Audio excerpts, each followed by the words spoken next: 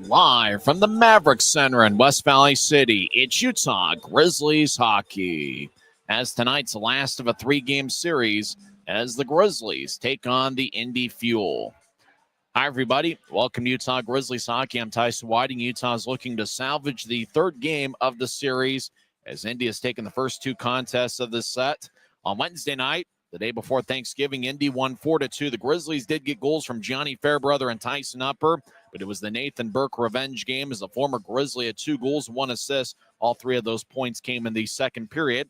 Brian Lemos also had 3 second-period assists as the field just dominated action. Indy went 1 for 3 on the power play, and Utah was 0 for 5. Last night was a crazy game where Indy scored 3 power play goals. The Grizzlies had 3 5-on-5 goals, including 2 by Reed Lebster.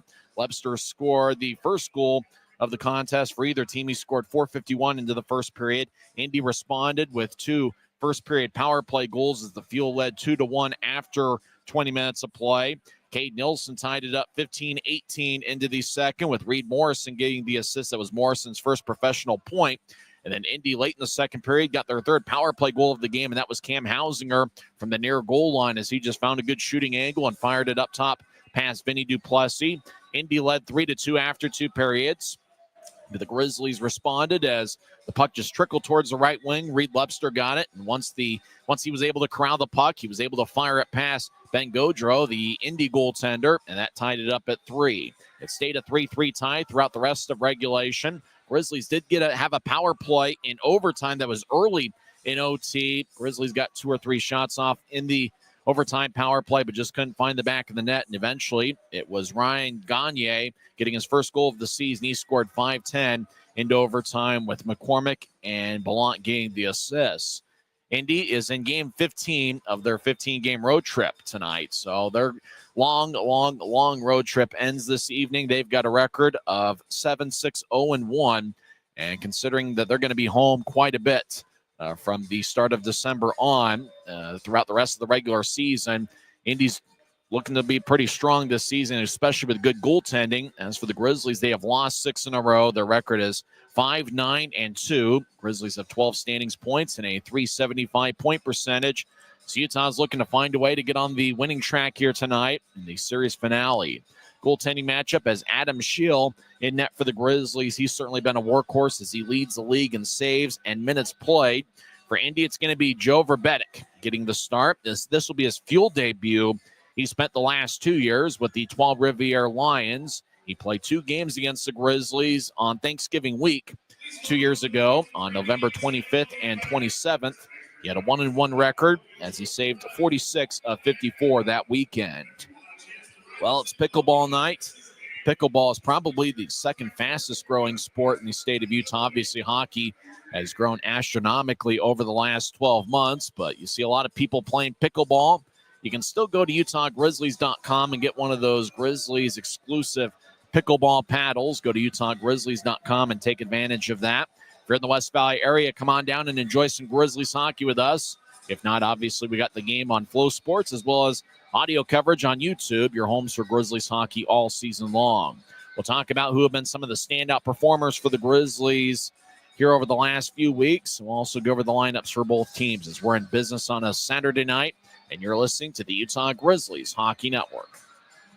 When you buy tires at Les Schwab, you're getting more than just tires. You're getting America's best tire warranty, 60-day satisfaction guarantee, no hassle road hazard protection, and free maintenance for the life of your tires. So if something happens to your tire on the road, we'll fix it, or we'll replace it, no questions asked. Other places make you pay extra for that kind of protection, but at Les Schwab, it's included with every set of tires, because more warranty means less worry, and nobody stands by their tires like Les Schwab. Every new day is a chance to be kinder to your body and your mind. U of U Health is here to help you build strength and confidence every day.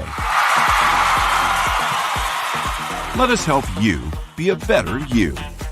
U of U Health, official health partner for the Utah Jazz, Utah Hockey Club, Utes Athletics, and the Utah Grizzlies. Take the first step today at uofuhealth.org.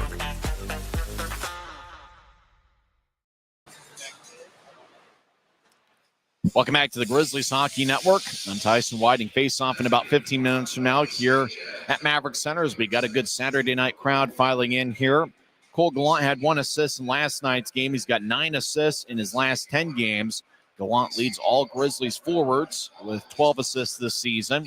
Gallant is tied for the club lead with Derek Dashke as both guys have 12 assists. Dashke is out of the Grizzlies lineup for the 4th straight game. Also out of the Grizzlies lineup is Brian Yoon, who's missing his 7th straight contest, and James Shearer is also out of the Grizzlies lineup. So Utah is without 3 key defensemen once again tonight. And so obviously guys like Gianni Fairbrother have to step up, and Fairbrother, the Grizzlies captain, has certainly been outstanding all year. He's got 6 goals, which leads all league defensemen, and Fairbrother's been an outstanding team leader as well.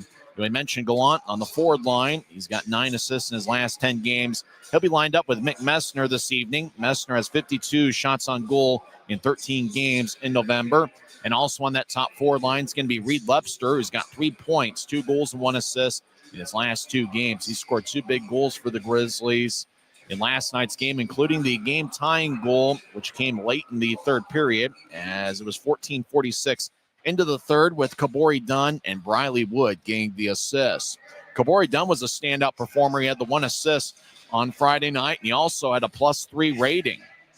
His Grizzlies scored 3 goals, 5 on 5, and Indy's 3 goals in regulation came on the power play. In fact, Indy did not score a 5-on-5 goal all night, as obviously their overtime goal was scored 3-on-3. And once again, it's kind of interesting that in the last 3 overtime games that the Grizzlies have played, they had 2 in their recently completed 7-game road trip. All 3 of them were won in the last 2 minutes of overtime, meaning that if the Grizzlies played in a 3-letter league, either the NHL or AHL with their overtime rules, we would have had 3 shootouts. We wouldn't have had any of those games being decided in overtime. As last night it was Ryan Gagne acting as the hero for the Fuel. Indy's one of those teams that if you can get 25 shots against them and get a lot of scoring chances, you almost feel really good about it. Grizzlies did get their fair share of good scoring chances against Indy. The Fuel are a team that don't allow much, as they are one of the best defensive teams in the league. They allow just 1.9 goals per game. They allow 23.8 shots per game, which is the fewest in the league. For the Grizzlies, they got to find a way to get 30-plus shots tonight, some way, somehow. If you think about it, over the last 6 games, all of them Grizzlies losses, and coincidentally enough, all of them without star defenseman Brian Yoon. The Grizzlies have been outshot by at least 7 in each of the last 6 games, and in 4 of the 6, they've been outshot by 10 or more. Against Indy, in back-to-back games, they've been outshot by a good margin. On Wednesday night, Indy had a 32-25 advantage in the shot count, and last night it was 33-25 that Indy had the edge in. For the Grizzlies, they do have the fewest penalty minutes in the league with 122, and they're going to have to find a way to stay out of the penalty box. Indy on Wednesday was 1 for 3 on the power play, and last night the Fuel were 3 for 5. So far this series, the Grizzlies are 4 for 8 on the penalty kill in 2 games. And the Grizzlies power play struggled a bit as of late, as they have not scored a power play goal in 5 straight games. So special teams are going to have to find a way to turn around for the Grizzlies if they want to find a way, especially with as close as we're expecting this game to be. Special teams might have to play a factor, and the Grizzlies are going to have to find a way to get the job done on the special teams tonight. When we come back, we'll go over the lineups for both teams as we're in business on a Saturday night, and you're listening to the Utah Grizzlies Hockey Network. Why is Jerry Seiner the #1 Kia store in the Salt Lake region? Selection. We've got over 350 new Kias to choose from. Savings. Shop over 30 new Kia Seltos models and save up to $2,000 off when you buy. Jerry Seiner has been the area's most trusted automotive source for over 40 years. Little wonder then how we've made thousands of friends to last a lifetime. Jerry Seiner Kia, Salt Lake. Since 1939, America First has helped people start businesses, buy homes and cars, and achieve their financial goals. Today, our top priority is still the financial success of you and your family, which is why we're giving new members $100 when they sign up for a basic savings and checking account, and another $100 when they upgrade to premium checking and enroll in and use direct deposit. So head to AmericaFirst.com today and join the credit union that always puts its members first. Welcome back to Utah Grizzlies Hockey. I'm Tyson Whiting. Let's go over the lineups for both teams. First, for the visiting Indy Fuel, who have a record of 7-6-0-1. It's our 15th game of the season, and all 15 of them have been on the road, as they are probably looking forward to being on home ice, as their brand new arena, Fisher's Event Center, just completed this month, and they will have their home opener on December 6th against the Iowa Heartlanders. Starting in net is Joe Verbetic. He's making his Indy debut. He spent the last 2 years with the Trois-Rivières Lions. He is a tall goaltender at 6'6", and a slender 186 pounds. Verbetic played against the Grizzlies on Thanksgiving weekend 2 years ago, November 25th and 27th. He had a 1-1 record. He allowed 8 goals in 2 games. Verbetic last season with the Trois-Rivières Lions, he appeared in 33 games. He had a record of 10-14-3 with an .891 save percentage and a 3.52 goals against average. Verbetic is just 22 years old. He's a former 7th-round draft pick by the Montreal Canadiens back in 2021. The backup goaltender is Ben Gaudreau, who started each of the last 2 games and got the victory. In each of the 2 games, he has a record of 5-4-0-1 on the season. The starting defensive pairing for Indy, Ty Farmer is going to be wearing number 2. He's got 1 goal and 2 assists in 14 games. He used to play with Allen in the Mountain Division. He'll be paired up with Lucas Brenton, who's wearing number 38. Brenton is 6'4" and 212 pounds. The starting forwards for the 3rd straight game, I believe it's the same forward line getting the start. Kevin Lombardi scored a goal last night. He has 3 goals and 2 assists on the season. He is a big guy at 6'5" and 229 pounds. Matus Spodniak will have some fans here rooting him on, as he is a junior hockey legend. He spent 3 years with the Ogden Mustangs and averaged about 2 points per game over his 3 years, including averaging 3.31 points per game in the 2016-2017 season. Spodniak's got good speed. He's 5'11" and 200 pounds. Last night's hero, Ryan Gagne, is also in the Indy starting lineup. He has 1 goal and 3 assists in 14 games. Also, watch out for Nathan Burke. He's been outstanding this series. He's got 2 goals and 2 assists in his last 2 games. And also watch out for Brandon Sajan, the Ragin' Sajan, as he returns to Utah. He played with the Grizzlies during the 2019-2020 season. He has 3 goals and 4 assists this year. 2 forwards that have really been outstanding for Indy. Colin Bielik, he scored a power play goal on Wednesday. He's got a lethal shot on those one-timers from the left circle. He has 2 goals and 3 assists in 14 games.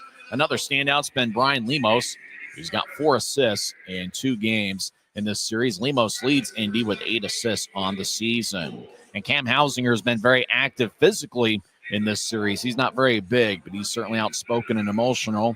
Hausinger, in 14 games, has 3 goals and 3 assists. Former Grizzly Luke Salem is one of the Indy scratches tonight. He played in last night's contest. Now for the homestanding Utah Grizzlies, who are led by 4th-year head coach Ryan Kanaswich. The assistant is former Fuel player Christian Horn. Horn wore number 61 for the Grizzlies back in the 2020-21 season. Starting in net is Adam Scheel. This will be his 14th appearance this year. Scheel's got a record of 5-7-1 with a 3.63 goals against average and .895 save percentage. Scheel last year played in 42 games with the AHL's Chicago Wolves. Vinny Duplessis, he got the loss last night but did pick up a standing point. Duplessis saves 29 of 33. The starting defensive pairing is Cade Jensen. He'll be wearing number 23. He's got 2 goals and 3 assists. He had 1 assist in last night's game. Jensen's played in every game for the Grizzlies this year. He'll be paired up with Cody Corbett, who's wearing number 41. Corbett had 3 shots on goal in last night's game. He has 4 shots through 2 games. He'll be wearing number 41. The other defensemen for the Grizzlies tonight include Kabori Dunn, who's wearing number 28. He has 1 goal and 2 assists in 15 games. And Gianni Fairbrother, the Grizzlies captain, he has 6 goals and 3 assists in 18 games. You also see Kyle Powell and Dylan Savenkov. Savenkov made his Grizzlies debut last night, and he was a +1. The defensive scratches, and they're all good ones, Brian Yoon, Derek Dashke, and James Shearer. The starting forwards include Cameron Buell, who has 3 goals in 15 games. All 3 of his goals were assisted by Dylan Fitz, who's a scratch once again for the 4th straight evening. Buell is 5'10" and 180 pounds. He played at St. Lawrence University over the last 4 years, where he was a college teammate with current Fuel defenseman Luke Salem. Buell will be one starting forward. He'll be out there with Tyson Upper, who scored his first pro goal on Wednesday. Upper has 1 goal and 1 assist in 16 games. He is a native of Calgary, Alberta. He's 5'10" and 170 pounds. Cade Nilsson was one of Utah's best forwards in last night's game. He had a second period goal, and he really was outstanding on both ends of the ice. He was great defensively, won a lot of face-offs. As Grizzlies hit the ice, Nilsson has 2 goals and 3 assists in 13 games this season. Grisby is out at center ice. Looks like Grisby's ready to play pickleball. He's got a black shirt with gray shorts, and he's got a pickleball paddle. As he raises both arms, the pickleball paddle is in his right paw. So starting forwards again are Buell, Upper, and Nilsson. As the Grizzlies are wearing a white jersey with black numbers and professional green trim. We will see the forward line of Mick Messner, Cole Gallant, and Reed Lepster. That forward line generated a few scoring chances in last night's game, and all 3 have been standouts in the month of November. Lepster's got 5 goals this season, as does Messner. Both of those forwards are tied for the Grizzlies lead among forwards. And we will see that forward line lined up today. We will also see Briley Wood, who's my pick to click. Everybody make your pick to click as to who's going to be the player of the game for the Grizzlies. Wood's got 2 goals and 8 assists in 16 games. He'll be lined up next to Luke Manning, the St. Thomas product. First full year as a pro for Manning. He's got 2 goals and 6 assists in 16 games. And Adam Berg was 1 goal and 1 assist in 8 games. He'll be wearing number 19. We will also see Craig Armstrong, who has 4 assists in 16 games, as well as Reed Morrison, the big 6'3", 201-pound forward. Morrison has 1 assist in 2 games. He picked up his first professional assist in the second period on the Cade Nilsson goal. Indy's on the ice wearing a red jersey with white numbers, a little bit of black trim. Indy's got a little bit of yellow mixed into the bottom of their jersey and a little bit of yellow just under the knees on the socks. As they introduce the starting lineups with the lights out.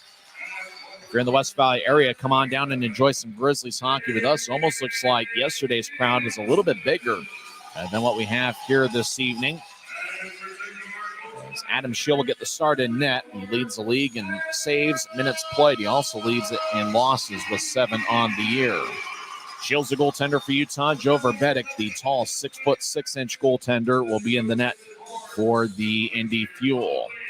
When we come back, we'll have face-off here at Maverik Center as Indy is at the tail end of their 15-game road trip to start the regular season. For the Grizzlies, they stay at home after tonight's game as they will face the Kansas City Mavericks here at Maverik Center next Wednesday, Friday, and Saturday. When we come back, we'll have face-off here on the other side. You've been listening to the Utah Grizzlies pregame report on the Utah Grizzlies Hockey Network. Smith's always gives you more ways to save on top of our lower-than-low prices. And when you download the Smith's app, you can enjoy over $500 in savings every week with digital coupons and earn fuel points to save up to $1 per gallon at the pump. With a Boost membership, you'll save even more with double fuel points and free delivery. Discover more ways to save big every day. Smith's, fresh.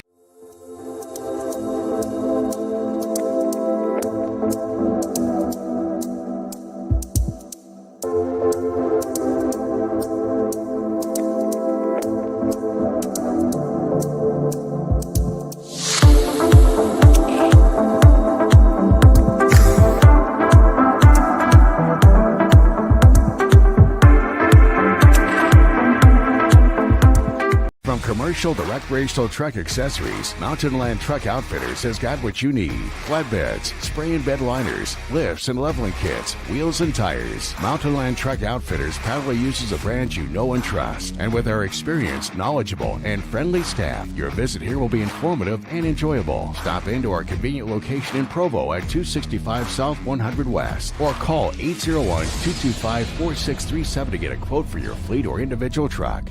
When you pay with the Nitro card at Maverik, you always save 10 cents or more on fuel every gallon, every day. And you could save a whole lot more thanks to Nitro Best Price. Pick up a Nitro card and upgrade your Adventure Club account today. It's a great night for hockey as two big standings points are on the line as the Utah Grizzlies take on the Indy Fuel in the third and final game of the series. The Connor McGahey matchup description would say Ferocious Brown Bear versus Metallica Song. For the Grizzlies, they have a 3-game series against Kansas City next week. Utah is trying to salvage the third and final game of this set. The Grizzlies lost 4-2 on Wednesday night, and then last night, Utah really battled hard. They scored 3 5-on-5 goals, but Indy had 3 power play goals. Game went to overtime. Grizzlies did have a power play early in the extra session, but the Fuel were successful on the penalty kill, and then they eventually scored 5-10 into overtime. The Grizzlies all-time are 5-3-1 against the Indy Fuel. Starting lineup once again for the Grizzlies has the forward line of Cameron Buell, Tyson Upper, and Cade Nilsson, with Cade Jensen and Cody Corbett. They're the defensive pairing. For Indy, it's going to be Joe Verbetic in net. He's got a defensive pairing of Ty Farmer and Lucas Brenton. The forwards are Kevin Lombardi, Matus Spodniak, and Ryan Gagne. For the third straight game, Brendan Schreider is the referee. The linesmen are Tyler Keston and Andy Van Wagener. Grizzlies in a white jersey with black numbers and professional green trim. They will be skating from right to left as we see it from high top section 114. Brian Kanaswich in his 4th season as Grizzlies head coach going with a light blue shirt, a navy blue suit jacket, and a multicolored tie. Christian Horn's going with a sweet-looking light-colored jacket that I'm pretty sure he got from State and Liberty, where he's got a slick hairdo and a beard. Indy wins the draw. They get it out towards center ice looking for Gagne. Goes all the way towards Shield as Indy gets their first shot of the game 9 seconds in. Puck still alive as it trickles off the stick and it flies out of play into row 2 of section 115 as we get our first whistle of the game 12 seconds in. Everybody make your pick to click because Dude's going to be the player of the game for the Grizzlies. I am going to go with Briley Wood, who had 1 assist last night. Wood has 10 points in 16 games. He's a big forward at 6'3" and 188 pounds. Neither team made a change. Face-off's going to be in the right circle of the Grizzlies zone as Adam Schill will crouch in net. And the draw won by Indy. They feed it up top. Ty Farmer slides it to Spodniak. He gets back checked by Fairbrother. As Fairbrother took the puck away from him, throws it towards the near corner, around the net towards Kabori Dunn, who will tap it off the wall. As it's brushed away, the Grizzlies did switch defensemen 12 seconds in. Fairbrother collects the hot pass about ankle high. He gets to center ice, and he'll wrap it around the boards. Joe Verbetic, the tall 6'6" goaltender, will feed it to the near side. Indy's got good team speed. Crossing center ice is Gagne, and he'll dump it in from center ice near boards as Kabori Dunn gets thrown along the wall by Spodniak. Fairbrother will toss it to the near corner as Colin Bielik gets pushed in the back by Messner. Bielik's had a good series. Fairbrother gets held up by Bielik. Messner joins the play as he ties up with Cam Hausinger. Now behind Utah's net, Schill looks over his right shoulder. Indy gets it back up top as DJ King will throw it towards Maximovich. Kyle Maximovich had a goal in last night's game as he'll roll it to Hausinger at the near goal line. He backhands it up top. DJ King, right point, takes a lefty shot. And a save by Schill. Boy, Schill, the puck just pinned to his ankle. For a second, he was looking for it, and luckily he was able to hold on with 18:42 left in the first. So looks like here in the first minute, Indy's been the aggressor as they have been in the attack zone just about throughout the start of this game. The two number 16s will take the draw. Brian Lemos for Indy and Luke Manning for the Grizzlies. It's Manning's first shift of the game as he is lined up with Briley Wood and Adam Berg. Draw one by Utah as it's laid by Savankov. Grizzlies get to center ice. Berg gets cut off by Adam McCormick, number 8, one of 6 defensemen for the Fuel tonight. As Grimos gets out towards Lemos. Now to McCormick, who taps it off the skate. It goes to center ice. Berg crosses center. He gets blasted by Grimos. Berg hits the ice of the Indy line as he tripped over the blue line. 2-on-2 battle. Make it 2-on-3 over the near corner. 3 Fuel players and 2 Grizzlies trying to hold their ground. Briley Wood over there. He gets cross-checked in the back continually by Grimos. Now puck goes to the right side. Savankov with a righty shot that goes blocked by Verbetic. Bounced off his right pad. Blount will fire it off the far wall. Savankov gets it towards Berg. Taking it is Nathan Burke, who will dump it in. Burke comes off the ice after his first shift of the game. as Indy has outshot Utah 2-1. Savankov has Utah's one shot. Long-range pass off the far boards. Bounced off of Reed Morrison. Stick it flubs into the Indy zone. Verbetic behind his net. We'll let Farmer play it as Farmer gets a good side check by Armstrong. Out to center ice. Armstrong back check Sajin, but taking the puck and dumping it in towards Sheila's Darby Llewellyn. And we get some pushing and shoving after the whistle. Kyle Powell wanted to drop the gloves on Llewellyn. Llewellyn said, nah, you're 6'6", 225. I better think twice. Things are a little bit feisty. There were some hits delivered on Wednesday. I think one in particular to Aaron Aragon as he's missing his second straight game. And then in the third period, Kay Jensen delivered a hit on Hausinger. And with this being the last regular season meeting between the clubs, whatever beef you have, you're going to have to settle it. So I imagine we might see some physical stuff. Grizzlies make a late line change as they get 4 fresh skaters as Cody Corbett will stay out there. He's paired up with Fairbrother. Corbett talking things over. He's sporting a beard. As Martin will take the draw for Indy. That's Jordan Martin in his 12th game of the year. He didn't play on Wednesday. Nilsson for Utah wins the draw. Fairbrother brushed it back towards Tyson Upper along the near side. Back to Fairbrother as we're 2.5 minutes in. Still no score. As Upper will tap it to center ice. He chases after it. He tried to get around Llewellyn, but taking its Farmer. He moves it across to Breton, who slides it to Martin, who gets to center ice. So backhand it in as it glanced off of Corbett's stick. Corbett runs down the far corner of the Grizzly zone. He'll throw it around his net for Fairbrother, who drops it back for Nilsson. Nilsson out to center ice. He'll direct it to the right side for Buell, who will fire it into the left corner. Farmer runs it down 2 strides before Nilsson as Buell over in the far corner trying to locate the puck, but he just couldn't quite corral it. Indy feathered it across as Gagne couldn't reach far enough to get it. Puck to center ice. Farmer will bounce it off of Upper. Spodniak gives Nilsson a good shoulder check. Cameron tried to blast Reed Webster near the Indy bench and missed as Cameron got nothing but boards. Lombardi over the line, right point. Righty shot, kick saved by Shield. Rebound goes to Gallant as he gets hit. It's been physical here through the first 3.5 minutes. Messer into Gallant down the middle. He'll chip it to his right for Wood. He'll take a righty shot that goes wide as he missed the next stick side on Verbetic. As Wood behind Indy's net will skeet towards the far side. He tries to feed it out to Messner out in front. He got boxed out on a good defensive play by the mustached Grimos. As Nick Grimos made a good defensive play, cutting off Messner, who would have had a good look out in front of the net. Hausinger gets pushed by Wood. Bielik steps over the line. Right side shot is blocked by Jensen's stick. Bielik's got an A on his sweater trying to get to Hausinger. And Messner took it away, pushed it across to Fairbrother. Fairbrother around the net. Will toss it off the end boards for Jensen. Jensen directs it to center ice for Messner. It glanced off a stick. Messner gets it back and he'll backhand it towards Verbetic. Could have been icing. Messner wasn't quite at center ice, but Verbetic plays it to the side of his net. Indy loses at center ice. Fairbrother across to Savenkov.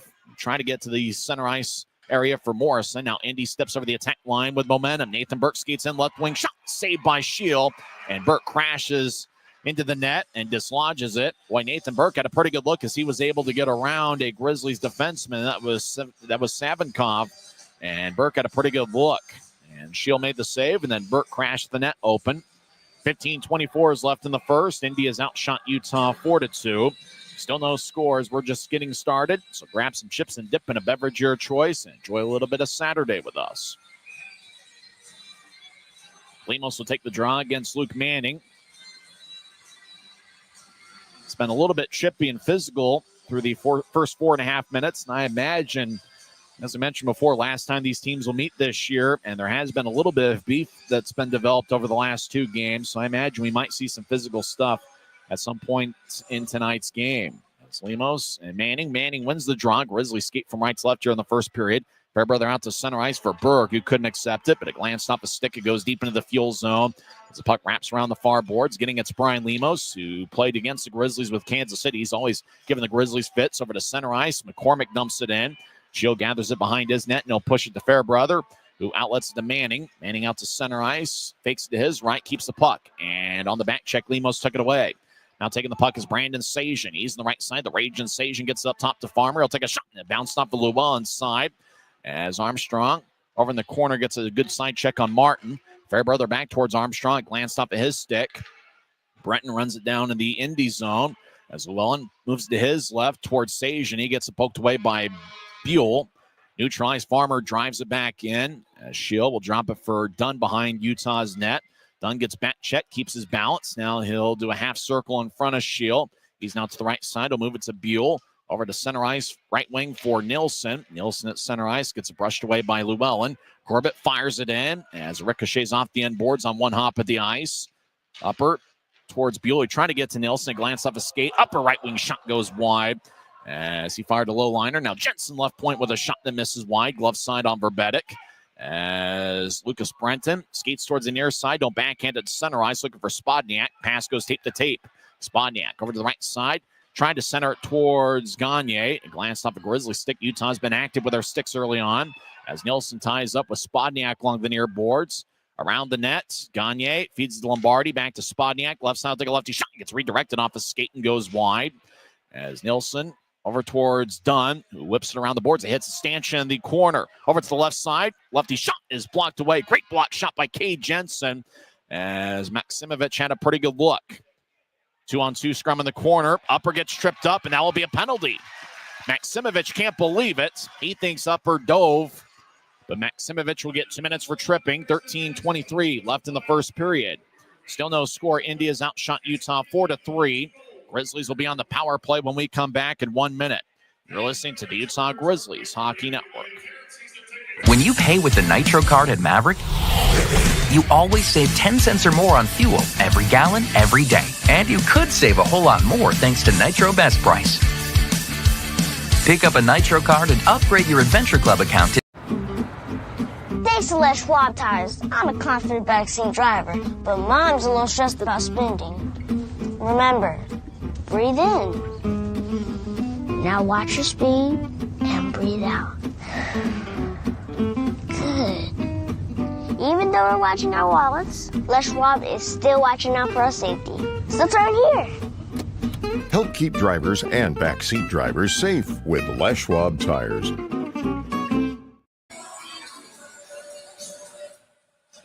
Kyle Maximovich gets 2 minutes for tripping. Time a penalty, 6:37 into the contest. Grizzlies on this power play shift will have Mick Messner taking the dries out there with Berg, Gallant, Briley Wood, and Gianni Fairbrother.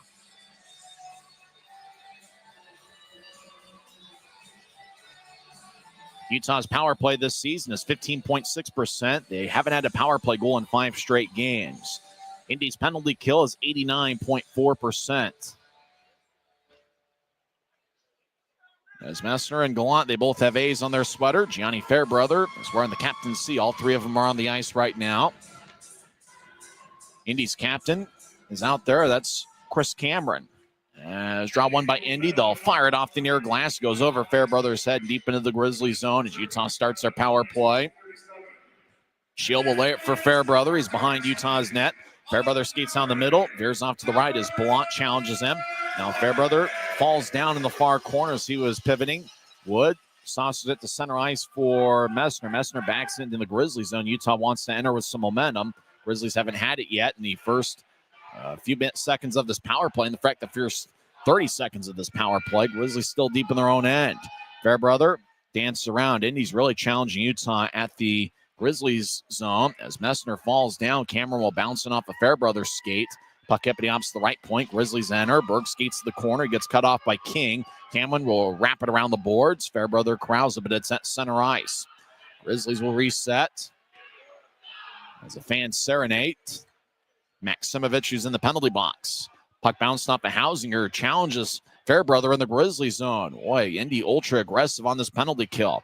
Grizzlies carry it across center ice near boards. Berg gets blasted by Farmer, but he's able to wrap it around the boards. Grizzlies wrap it around towards Berg as Farmer standing over there. Berg challenges him. Now Farmer will helicopter it all the way into the Grizzlies zone deep as it ricochets off the far corner. Both teams will finish up a line change as we have 33 seconds left in Utah's power play. Cody Corbett will skate down the middle of the ninth-year pro. He'll pitch it towards Nielsen, who gets to center ice, left wing. He'll drop it back to the Utah line for Buell. Across to Manning, steps over the line, trying to get to Armstrong. He fumbled the puck and clearing it all the way out to Llewellyn. Schill outlets Danu, tries for Nielsen. 15 seconds left in the power play. Nielsen gets around Cameron, gets to the corner. Grizzlies get it back to the right side. Corbett will feed it towards Armstrong as 5 seconds left in the power play. This was not necessarily the greatest power play in Grizzlies history, as Manning gets it towards the near circle for Armstrong, gets pushed in the back by Cameron. Utah did not get a single shot on the power play. Back to 5-on-5 skating. We have 11 minutes and 12 seconds left in the first, and there's still no score. Maksimovic has great speed, crosses center ice with ease, steps over the offensive line, left wing, splits a double team, lost control of the puck as it ricochets off the near corner. Jensen, as Maksimovic lost his balance, Jensen threw him into the near corner. The arm was raised by the referee, and Cade Jensen's going to get a 2-minute penalty. Looks like boarding might be the call. Maksimovic looked like he was just skating so fast, got towards the near corner, he lost his balance. And according to the referee, Jensen helped Maksimovic lose his balance as he gets a 2-minute penalty, and Indy goes on the power play for the first time tonight. 10 minutes, 59 seconds left in the first as Jensen takes a seat. And with that, that's penalty minutes 17 and 18 for him on the season. The 18 penalty minutes means he is now tied with Nick Pastorius for the club lead. Pastorius was released earlier this week. I believe he's going to become a firefighter from what I hear. So hopefully that goes well for Nick. Draws in the left circle. Indy was 3 for 5 in the power play last night. Still scoreless. Lemos moves it to Maksimovic. Right point. Back up top to Lemos on a soft pass. Across to Bielik. Back up top to Lemos. He's in the left point. Across to Maksimovic. Soft pass. Messner challenges. Maksimovic still with the puck. Gets to Bielik. Far circle. He tried to move it across. It stayed at the circle as Fairbrother challenged him. Fairbrother gets it towards Savinkov. Will fire it off the far glass. Grizzlies are able to clear it out. Utah makes a line change. Indy will keep the same 5 on the ice. 30 seconds into their first power play of the game. Nathan Burke will drop it at the Indy line. Right wing pass connects towards Lombardi at center ice. Right wing, he'll fire it in. Puck rolls towards the far corner on a rough ride. Maksimovic will throw it behind the net. Puck bounced off of Savinkov. We will race over towards Lombardi in the right point. Puck goes back deep into the near corner as Burke gets challenged by Corbett. Grizzlies very aggressive on the penalty kill here as Utah can't get it out. Bielik, high slot, fires a righty shot, gets redirected and goes wide.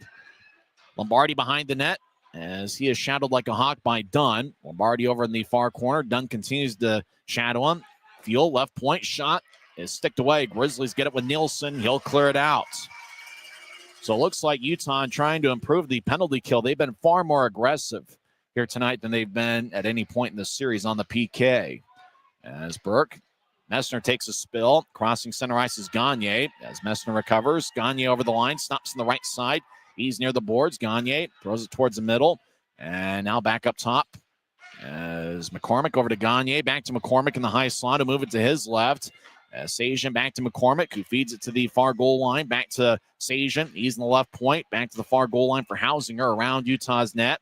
Hausinger now behind it. He dangles back and forth with the puck. Less than 10 seconds left in the power play. Gagne fires off the far boards. A Sajan one-timer goes wide. As Sajan teed it up and missed wide. Stick side on Shield. Jensen's out of the box. Successful penalty kill by the Grizzlies. Ballant across the Sajan left side. Lefty shot. Gets redirected and it goes wide. And out of play off the protective netting. Draws give me the Grizzlies zone. 8:52 left in the first. Both teams have had a power play. And neither team's found the back of the net. Indy officially didn't get a shot on that power play. The Grizzlies were very aggressive. And it looked like that was kind of the message going into this game, is that whatever you do it with effort and aggression. Grizzlies were much more aggressive on that penalty kill than they have been. And it was successful as a result. Manning will take the drives out there with Briley Wood. Armstrong's also out there as well. Cody Corbett, who played pretty well on that penalty kill. He's on the ice as well. Puck goes off the end boards, off the draw. Corbett gets it, moves to Armstrong. Armstrong to the left side will race out to center ice. He'll fire it in around the boards. Verbetic cuts it off behind his net. He'll shuffle it towards the right wing as Armstrong battles with Llewellyn out there along the boards. Indy around the net. Ty Farmer out to center ice. It glanced Llewellyn. Was able to push it ahead about 10 feet. Spodniak gets knocked down by Corbett as Indy enters. Llewellyn tried to throw it towards the middle. Grizzlies got a stick in the way. Corbett loses a stick. He gets a new one from assistant equipment manager DJ McFarland. As Indy over the attack line will drop it for Martin. He steps over the attack line, left side now across. Indy around the net, wraparound shot. Oh, what a stop by Nielsen as he was able to get in front of Maksimovic's shot. What a play by Cade Nilsson. Grizzlies iced the puck, but Cade Nilsson, his shield, was having a tough time getting back towards his left, and Cade Nilsson saved the day. It's not just been what he's done as a forward, but Cade Nilsson just kind of skated in, got a stick in front of Maximovich as he was looking for the wraparound. Well, if Nilsson wasn't there, I think Maximovich would have tucked it in and given Indy a 1-0 lead. And it's been what he's done defensively as well, as obviously offensively he got a goal, but Cade Nilsson, that was an outstanding effort to keep it a scoreless game. Draws in the right circle, as Nilsson will take it against Indy's Colin Bielik. Bielik's been pretty good in this series. The Brighton, Michigan native, 5'11" to 194 pounds, 27 years old. 12 minutes into the game, still no score. Both teams 0 for 1 on the power play. We're skating 5-on-5. Indy wins the draw. DJ King throws it towards the left side, and Hausinger swings and misses. Grizzlies come back as Jensen will fire it off the far glass. Buell chases after it, but Utah's called for icing. There's 7 minutes and 49 seconds left in the first period. Indy's taken 4 shots. Utah has 3. I don't think either team on their respective power plays got an official shot on goal. Grizzlies homestand continues on Wednesday against the Kansas City Mavericks to start a 3-game series. Gear tickets, UtahGrizzlies.com. Don't forget, next Friday and Saturday, the last 2 games of that series will be Healthcare Appreciation Weekend presented by U of U Health. Draws in the right circle of the Grizzlies zone. Puck wobbles on its side like a spinning top, and the Grizzlies eventually come up with it. Buell out towards Upper. Upper gets poked away by Cameron. Cameron pushes down Upper. Near circle, Buell overskates it. Boy, puck's had a mind of its own here so far. Buell shot hits the side of the net near side. Now Buell around the net. He danced around the far corner. Buell feeds it towards the right side. Shot is blocked as Gallant's stick let him down. As the Fuel 3-on-3 over the line. Gallant gets a stick from Jackson Hibbert, the equipment manager. Hausinger slot shot, and he fans on it. Didn't get much on it. Hausinger fires it towards the net from behind the net, and it bounced off a Gallant stick. Bielik right side, dances around. Gallant's in the area. Gallant will brush it away from Bielik.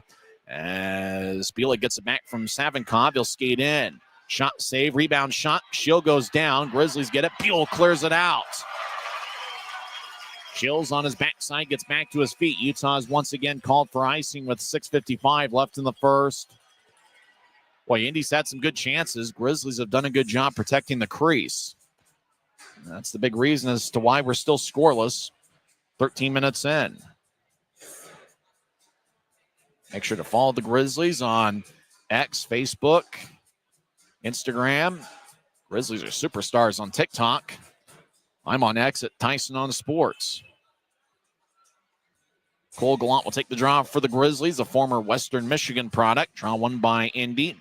Left side, shot, saved by Shield. Rebound, and Lombardi had to go between his legs. Oh, if he would have had control of that one and fired a shot, he probably would have made it 1-0. Savinkov gets aggressive in the near corner. Indy in the attack zone as Spodniak feeds it towards Lombardi. One-timer goes wide. He took it from the high slot, missed stick side on Shield. Left side as Lombardi skates in. Left wing shot is blocked.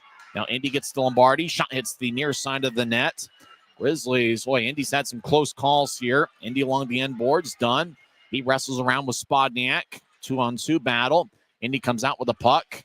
Savinkov will throw Indy along the end glass.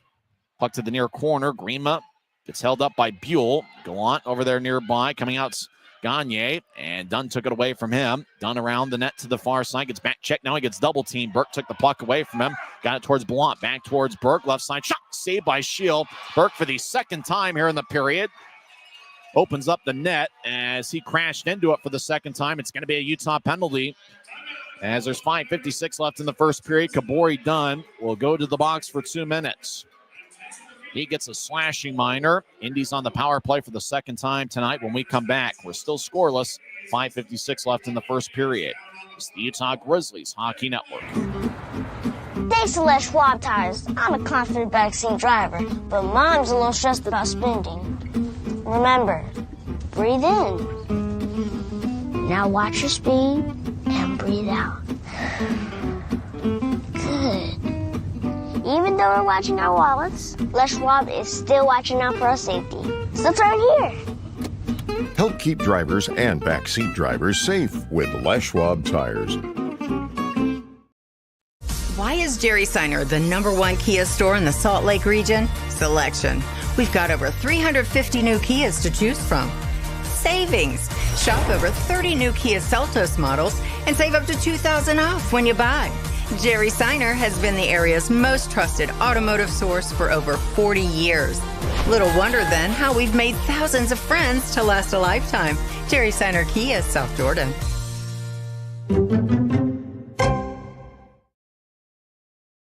5 minutes and 56 seconds left in the first period. Still no score. Indy's on their second power play of the game as Kabori Dunn got a slashing minor, 14:04 into the first period. Nathan Burke will take the draw for Indy. For the Grizzlies, it's going to be Cade Nilsson. And Nilsson has really played a strong two-way game so far defensively. He's been a standout forward for Utah.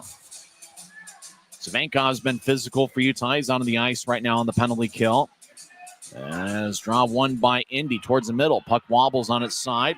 As Berg challenges, Berg will carry it out to Neutrais. Maximovich took it away from Berg. Both guys wearing number 19. As Nilsson will come off. He was on the ice specifically to take that faceoff as Messner replaced him.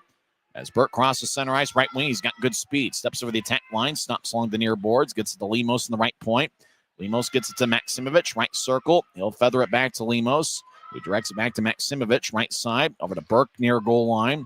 Burke dangles the puck. He's now on the right circle. He gets to Lemos. Lemos directs it to the near goal line for Maximovich. Back to Lemos on the right side as they continue to play catch.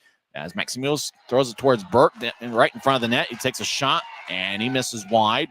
Near side, Savenkov throws along the near boards. Puck stays in with Bielik. Now Maximovich gets to Burke, right side. He'll skate in. He swings and misses, gets it back. Second shot, saved by Shield. Indy hacking away at the near goal line, and Shield covers up. Boy, Nathan Burke had some good looks there from the right side. Looks like there's been some occasions, and there was a couple right there where Indy just couldn't get a shot up. They just kind of swung and fanned on it. And Shield is able to hold on. Got to imagine Adam Shields going to bring his A game. It was almost like Burke swung and missed the first time. Got it back, trying to shovel it towards the net. And that second time, didn't phase Shield. You get some goaltenders, they'd flinch after that first shot and then come back for that second one. But Shield didn't flinch after Burke swung and missed that first time. Indy made a line change of the whistle halfway through their second power of the play of the game. Still scoreless. 5 minutes left in the first period. Gagne dances around the near side, gets pushed by Jensen. Puck goes to the near corner for Hausinger. Hausinger dangles the puck back and forth. Now he gets it towards McCormick. Across to Sajan, back up top, McCormick. High slot, fakes a one-timer. Now he gets to Sajan, far circle. Now towards the middle for Bolano. Take a righty shot. And it glanced off the stick and it flies out of play off the protective netting. As I believe it bounced off of either Corbett or Jensen's stick as both guys were in the area. And Indy had a good look, but the shot was blocked by a stick. 41 seconds are left in the Indy power play, and 4:37 left in the first period. There's still no score.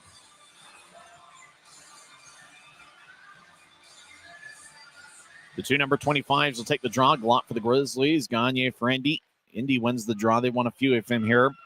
Sajan up top to McCormick. High slide. Will slide it to his left. Now back towards the middle for Ballant. He fumbles the puck, but glances it towards the far corner. He gets the loose puck. Now it's the left side. Gagne, last night's hero, left side. Shot saved by Shield. As Gagne was just over in the circle near the dot. Fired away, and Shield made a save as he absorbed it around the Grizzlies logo at the chest of his jersey. He holds on. 4:21 left in the first.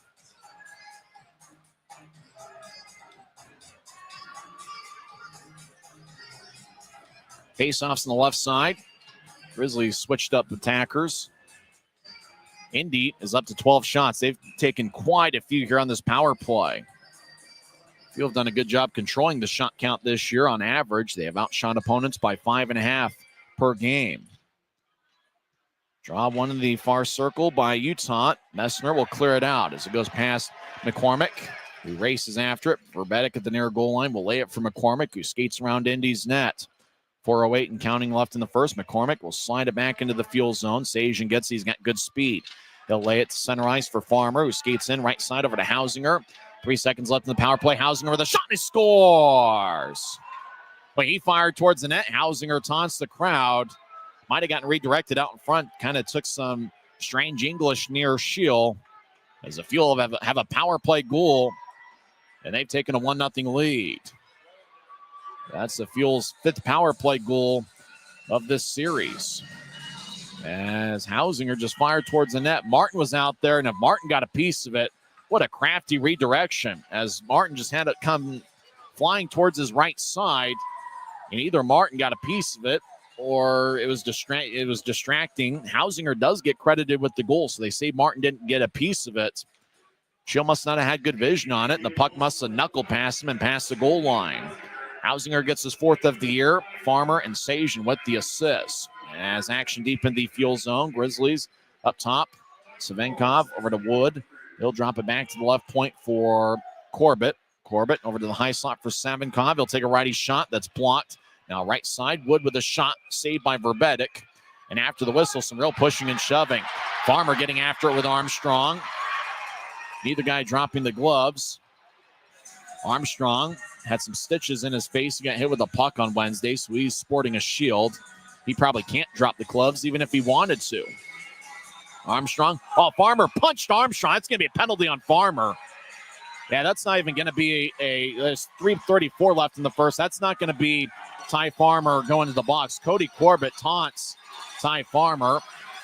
It looked like the referee is pointing to the locker room for Farmer, but instead he just gets 2 minutes for roughing.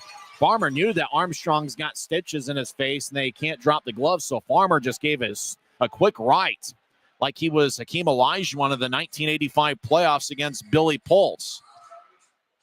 So Farmer gets a 2-minute penalty, and the Grizzlies will get a power play for the second time tonight. Indy leads 1-0 as Cam Hausinger scored from the right point. So 2 minutes for roughing. It's interesting. It almost looked like the referee is pointing to the locker room initially after Farmer threw the punch. Time of Farmer's roughing minor, 16:26 into the first period. So draws give me in the right circle. Face-off won by Briley Wood. Grizzlies slide it to Fairbrother on the left side. He'll feather it towards the near circle. Indy pokes it away. Clearing it all the way towards Schill is Brian Lemos. Puck ricochets off the end boards. Fairbrother gets it.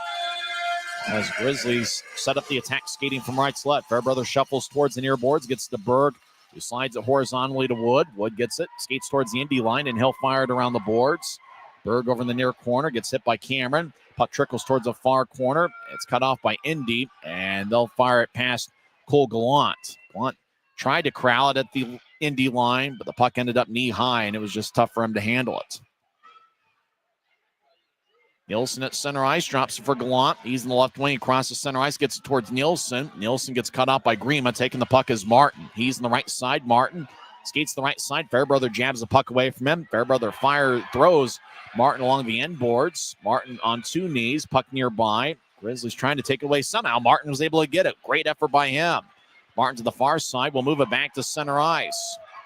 Jason Martin, and he collides. There's going to be a penalty as Martin dragged down a Grizzly along the far boards. And the 2 linesmen and the referee step in. Who's it going to be on? There's 51 seconds left in the Utah power play. Oh, but it looks like a Grizzlies going to the box. And that's McMessner. Oh, the fans can't believe that. They saw Martin go into the box. Looks like Martin might be entering as well. Matching roughing minors, I imagine. Now Martin goes to the box, and it'll be a 4-on-3 power play for the Grizzlies for 51 seconds. But Martin was just battling. He was on 2 knees at one point. There were 4 Grizzlies in the area. Somehow Martin came out with the puck. He skated towards the far side, continued his battle with one of the Grizzlies, and it was Messner. Both guys battled on the far side. Then all of a sudden you saw Martin take down Messner.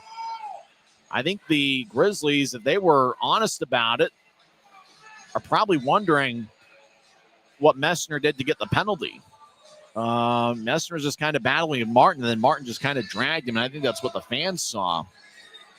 It is matching roughing minors. Messner for the Grizzlies and Martin for Indy. Time of penalties 17:35 in. Jordan Martin is in his 12th game of the season. He didn't play on Wednesday, but he's played in the last 2 games of this series, last night and tonight. So instead of skating 4-on-3, we're skating 5-on-4.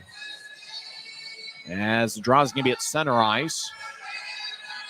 And now some pushing and shoving as DJ King and Craig Armstrong King's got a big size advantage, 6'3", 220 against Armstrong, who's a tough guy, but he's 5'9" and 195. As King took a stick and moved Armstrong's left skate a little bit to get the fans agitated a little bit. As Grizzlies win the draw, they skate from right to left as action getting physical and spirited here at Maverik Center. Corbett behind his net. Grizzlies are on a 5-on-4 power play for the next 40 seconds. Over to Nilsson, the left wing, gets towards center ice. Horizontally skips it towards the Grizzlies bench to Manning. Back across to Nilsson. Left side steps over the attack line. Cyrus to Manning all alone. Take a lefty shot. Save. Rebound shot. On it goes. Passes it onto the right side. They tried to angle it towards Verbetic and missed the net. Now we get a whistle. And Hooking's going to be the call. I got to imagine he's going to call it tight now. Cameron Buell can't believe it. And neither can Luke Manning. It's a hooking call on Manning. And we're going to now skate 4-on-4. Oh, I think the referee, Brendan Schreider, is seeing this thing start to kind of wobble and get a little bit out of hand. And I think he's trying to take control. And he's going to call it tight, I believe, for a little bit here. Grizzlies enter the offensive zone. Manning got it in the slot. Verbetic made a kick save. Puck played Plinko towards the right side. Grizzlies had a chance there as Verbetic was off balance. And then as Manning was battling in the near corner, picked up the hooking minor. So Manning's in the box for 2 minutes. 22 seconds are left in Farmer's penalty. So once Farmer comes out of the box, it looks like Indy will have a power play. There's 1:56 seconds left in the first. Fuel lead 1-0. Indy has outshot Utah 13-6. Draw won by the Grizzlies. As Fairbrother throws it towards Savenkov. He'll push it ahead to Gallant. Gallant gets a new try, so chip it across to Fairbrother. Races into the attack zone left side. He'll skate to the nearest circle, trying to get it under Verbetic, who sticked it away. As a Fuel, Brian Lemos out towards Maximovich. He gets the center ice, and he'll skate back into the Fuel zone. Farmer is out of the penalty box. He'll skate towards the bench, and the Fuel are on the power play now for the rest of the first period unless they score a goal. 1:24 and counting left in the first. Rush race out to new tries and drop back in their own zone. As Rush gets to center ice, Nathan Burke will push it to his left for Bielik, who fires it off the end boards.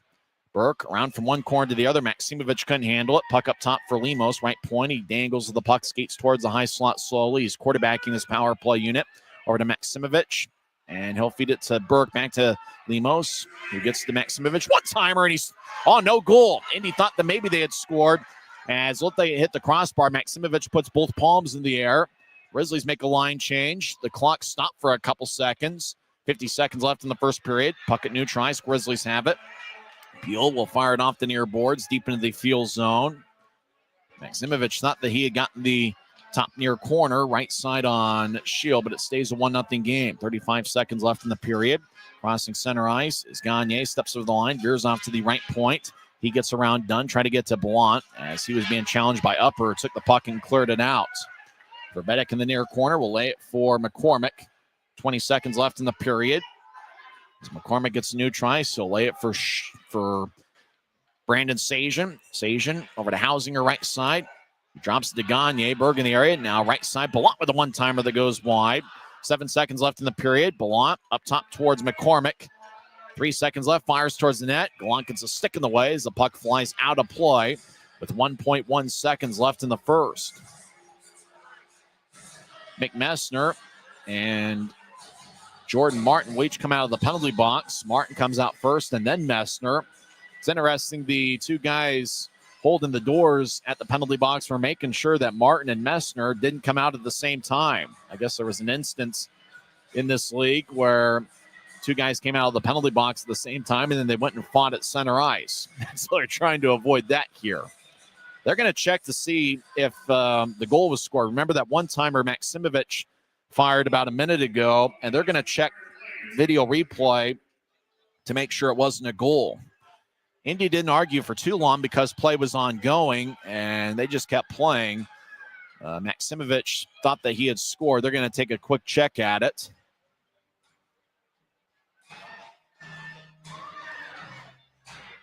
Great to have some Indy Fuel fans tuned in. Looks like Jason Switzer's tuned in for the third straight game.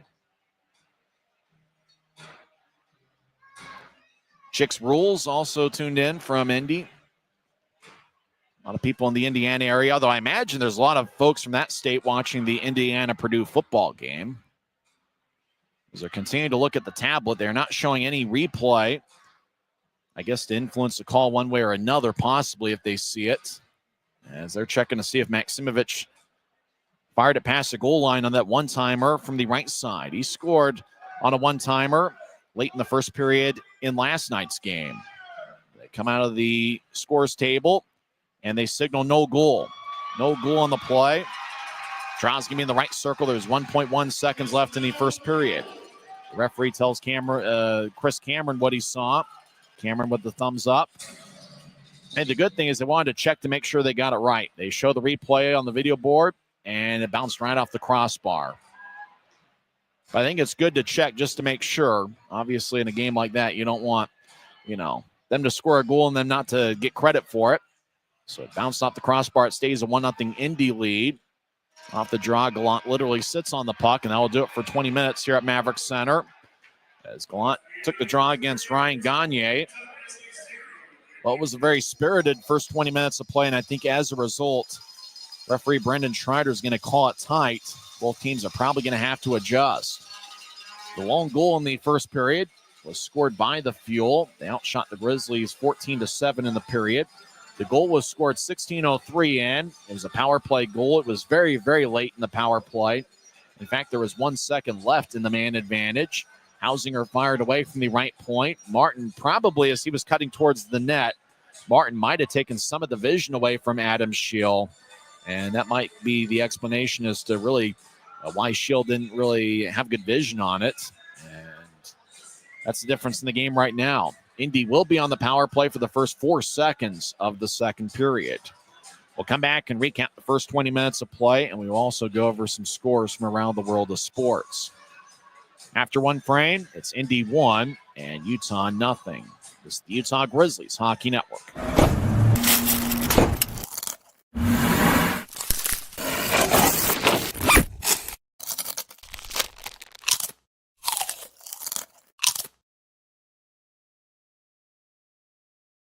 Why is Jerry Seiner the #1 Kia store in the Salt Lake region? Selection. Shop over 50 new Kia Sorrentos with savings up to $4,500 off at Jerry Seiner Kia, Salt Lake. Every new day is a chance to be kinder to your body and your mind. U of U Health is here to help you build strength and confidence every day. Let us help you be a better you. U of U Health, official health partner for the Utah Jazz, Utah Hockey Club, Utes Athletics, and the Utah Grizzlies. Take the first step today at uofuhealth.org. Since 1939, America First has helped people start businesses, buy homes and cars, and achieve their financial goals. Today, our top priority is still the financial success of you and your family, which is why we're giving new members $100 when they sign up for a basic savings and checking account, and another $100 when they upgrade to premium checking and enroll in and use direct deposit. So head to americafirst.com today and join the credit union that always puts its members first. When you buy tires at Les Schwab, you're getting more than just tires. You're getting America's best tire warranty, 60-day satisfaction guarantee, no hassle road hazard protection, and free maintenance for the life of your tires. So if something happens to your tire on the road, we'll fix it, or we'll replace it, no questions asked. Other places make you pay extra for that kind of protection, but at Les Schwab, it's included with every set of tires, because more warranty means less worry, and nobody stands by their tires like Les Schwab. Get more from less. First intermission, Indy leads 1-0. Fuel will be on the power play for the first 4 seconds of the man advantage. Indy right now is 1 for 2 on the power play. Utah is 0 for 2. The only goal scored in the frame was with 1 second left in the power play, which does hurt the penalty kill percentage a little bit, as Hausinger fired away from the right point.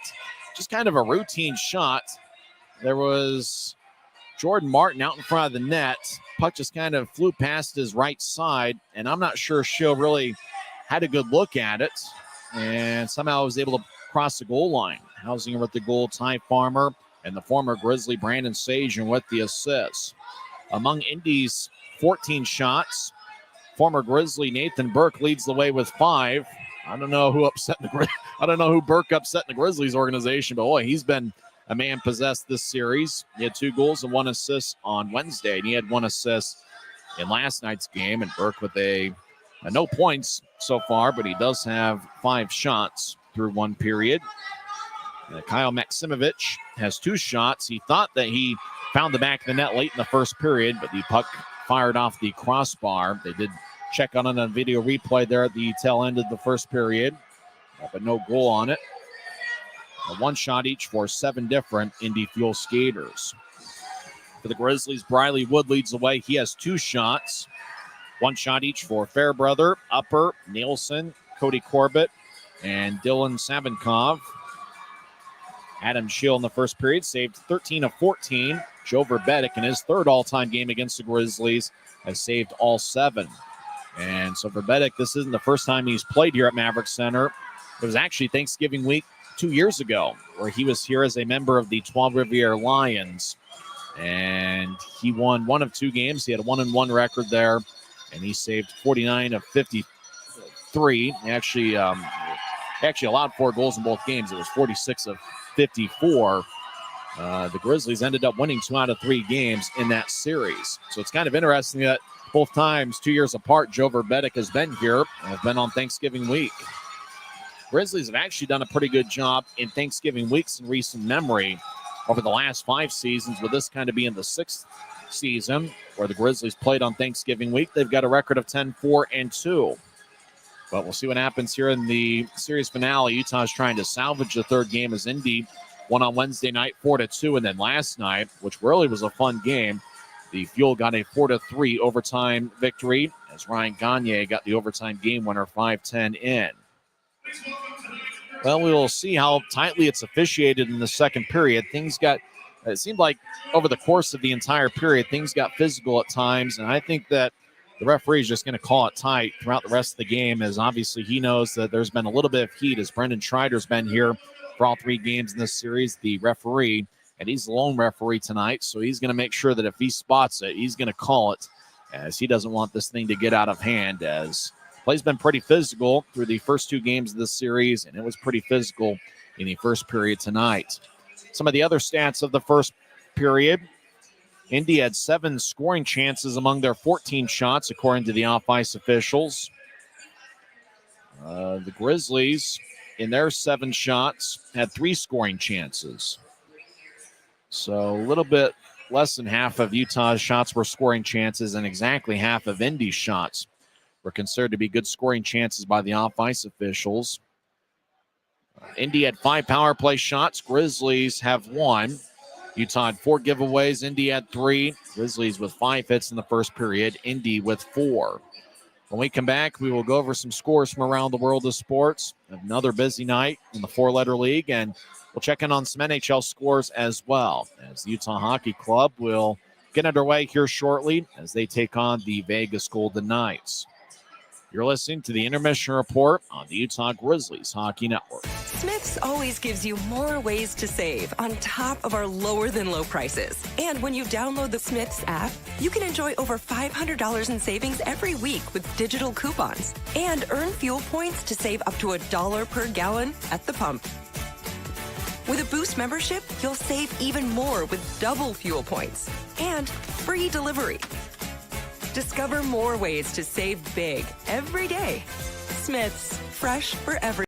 Why is Jerry Seiner the #1 Kia store in the Salt Lake region? Selection. We've got over 350 new Kias to choose from. Savings. Shop over 30 new Kia Seltos models and save up to $2,000 off when you buy. Jerry Seiner has been the area's most trusted automotive source for over 40 years. Little wonder then how we've made thousands of friends to last a lifetime. Jerry Seiner Kia, Salt Lake.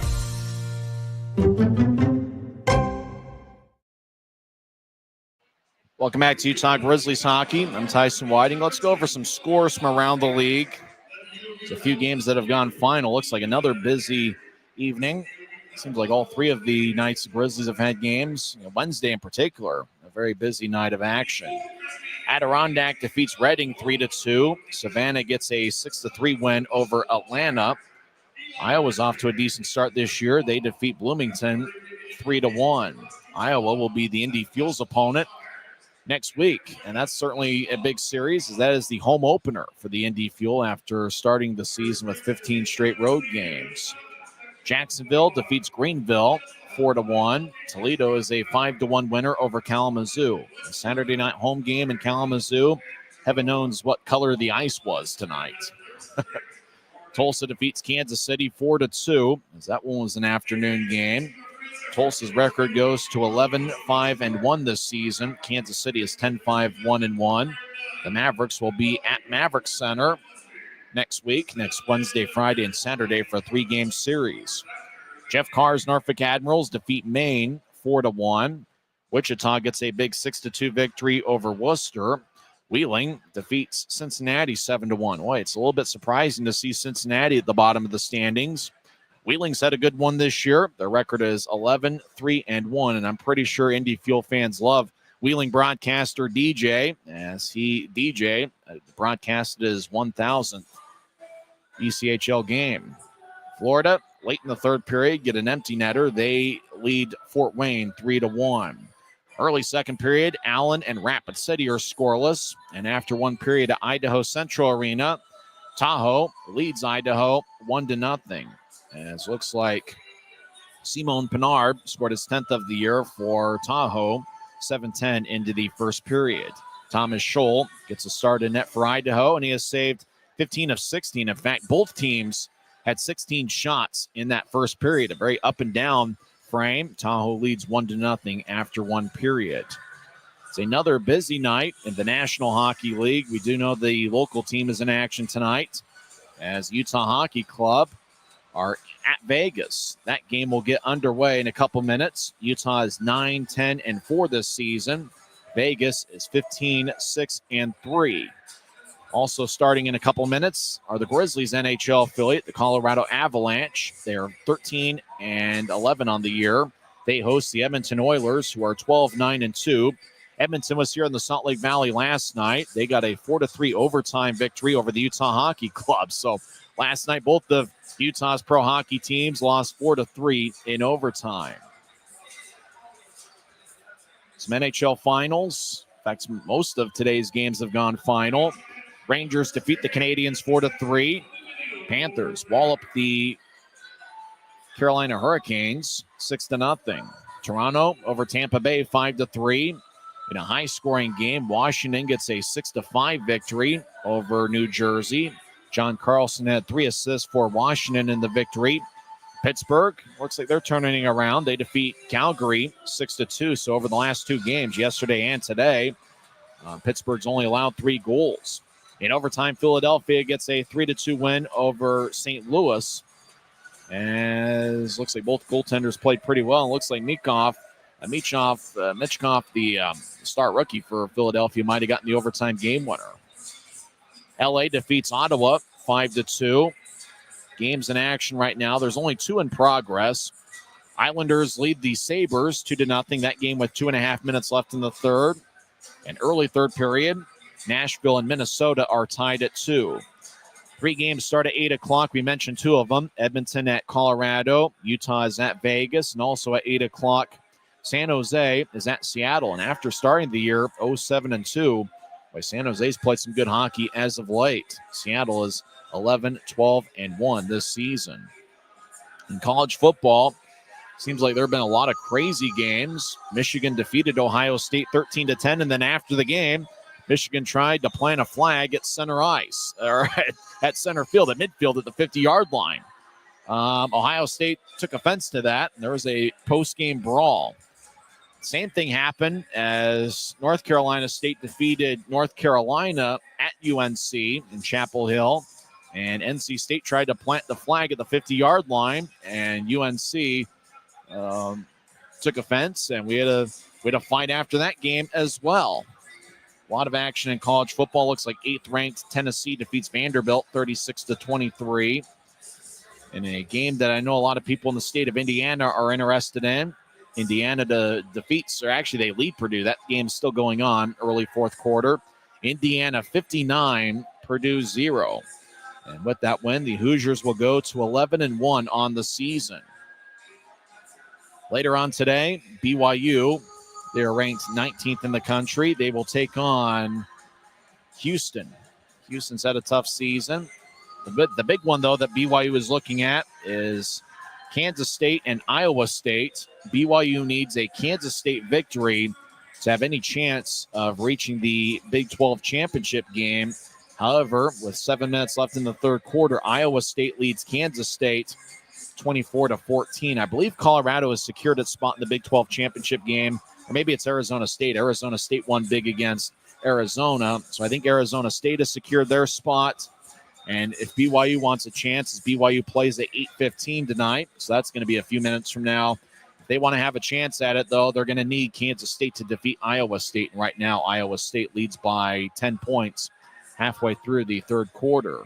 Third-ranked Texas leads 20th-ranked Texas A&M 17-0. That game halfway through the third quarter. When we come back, we will have second period action here at Maverik Center. The Fuel will be on the power play for the first 4 seconds of the second period. Play's going to get pretty spirited. I mean, both teams are going to have to play disciplined, and obviously with the Grizzlies' struggles on the penalty kill, they're going to have to find a way to play disciplined here in the second period. We'll come back and have second period action on the other side. You've been listening to the Utah Grizzlies Intermission Report on the Utah Grizzlies Hockey Network.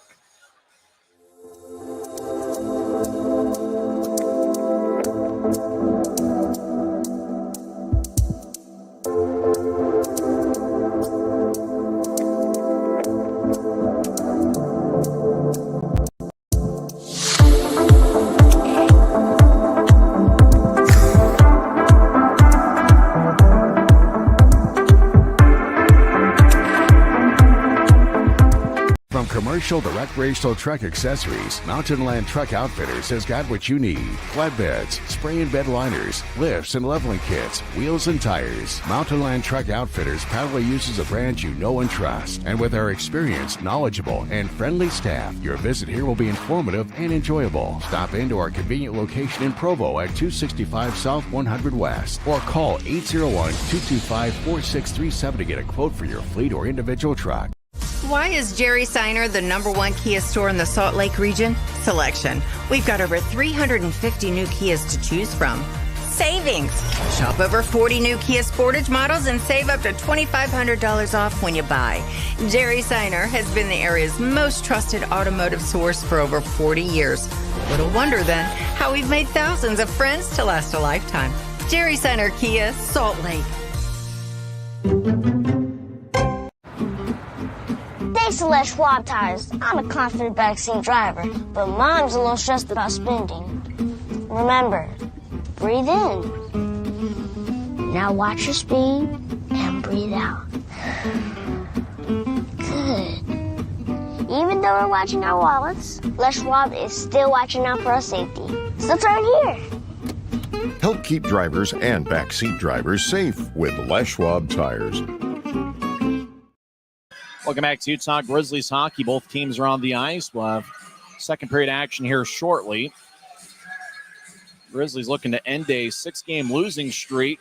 And really, I think the constant themes, there's 2 of them as to what's been the issues for the Grizzlies. One is they've been outshot by 7 or more in each of the last 6 games. And the Grizzlies' penalty kills also had some issues. Indy right now is 1 for 2 on the power play. We had some crazy time where he had some abbreviated power plays. Indy 1 for 2, although their power play goal was scored with exactly 1 second left in the power play, and that's the only goal in the game. Cam Hausinger got it as he fired away from the right point, and Schill must not have been able to see it. Either that or redirected off of something. Just kind of a crazy-looking goal. Farmer and Sajan picked up the assists. In terms of the shots, Indy, who normally does a pretty good job controlling the shot count.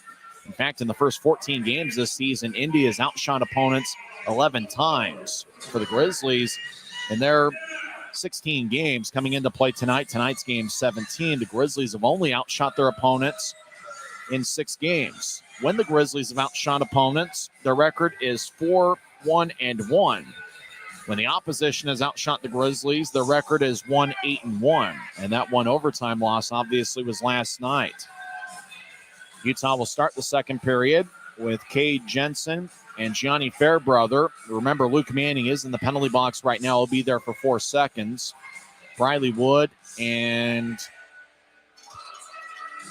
Adam Burke are out there for the Grizzlies. That's normally who Manning would be paired up with. So when Manning comes out of the box, he'll just join the action, I imagine. Indy will start with the same five that started the game. Farmer and Brenton defensively, as well as a forward line of Lombardi, Spodniak, and Gagne. Gagne will take the draw against Wood. Draw one by Indy. Brenton at the Indy line as a Fuel skate from right to left in the period. Manning comes out of the box. Andy joins the play. Gagne over the attack line. Moves to the right side for Spodniak. Shot, no, centering pass, shot to score. Spodniak to Lombardi to the back of the net. Great backhand pass from the far goal line. Spodniak fed it to Lombardi. Lombardi was at the near goal line, and once that pass connected, Lombardi put it away. He now has goals in back-to-back games. Gagne and Spodniak should get the assist. Spodniak just delivered the perfect pass to Lombardi, who was out in front of the net. So the Fuel take a 2-0 lead as they score 13 seconds into the second period. Spodniak will get his 3rd assist of the year. Gagne, I believe, is going to get the other assist. It's his 4th assist. Grizzlies had it at center ice, and Savinkov's stick goes flying deep into the Fuel zone. As the Fuel skate in, shot to score, and that's Lombardi again. Lombardi just skated down Broadway and roofed it over the left glove of Adam Scheel. Kevin Lombardi scores 2 goals in the first 27 seconds of the second period. And it is now the Fuel 3 and the Grizzlies nothing. And the Grizzlies and their fans are stunned. Long range pass towards the middle. Lombardi collected it at the Utah line, just skated down the middle, and he fired it over Scheel's left shoulder. So Lombardi scores 2 goals 14 seconds apart. That's got to be one of the greatest shifts in Fuel history, as it was the same forward line out there. And momentum is all in Indy's favor. Can the Grizzlies get it back? Utah wins the draw. Kabori Dunn tried to dump it in. It bounced off of Buell. He was leaning near the Indy line. Now the Fuel get to center ice. As the Fuel will dump it in on the Lombardi goal. Ty Farmer threw the rink-wide pass towards the middle, and he gets the assist on the Lombardi goal. As the Grizzlies skied out to center ice, King bats it about knee-high towards the near boards. Lemos gets it back to King. As he danced around the near side, he'll drive the puck back towards Burke. Off of Burke's stick at center ice, it flies out of play into about row 8 of section 112. A fan in one of the Grizzlies' alternate jerseys they wore last year, I think they'll wear again this year, collects the puck. Faceoff's going to be at center ice. Some of the fans coming back from the concourse, and they're looking up at the scoreboard, and they can't believe it. 1 minute into the second period, Fuel lead 3-1. They've already got 2 goals here in the second period. Grizzlies turn it over as the Fuel skate to the right side. They'll take a righty shot that misses high over Scheel, over the crossbar off the glass. McCormick across to Grima. Will move it to the left side for Maximovich. He'll take a shot. It's blocked by Savinkov. Now McCormick fires towards the net. Wood blocks it. Grizzlies come back the other way. Utah throws to the right wing. McCormick bats it about waist high. Maximovich gathers it. He'll drop it as Hausinger right side will take a shot. Gets redirected as it was blocked by Adam Berg. As Grizzlies move it across, Savinkov gets to center ice, and he'll whip it around the wall. As Bielik gets their stride in front of Dunn. Both guys overskate the puck. Grizzlies throw it back deep in their own zone. The linesman raises his arm, one of them, and the other raises his.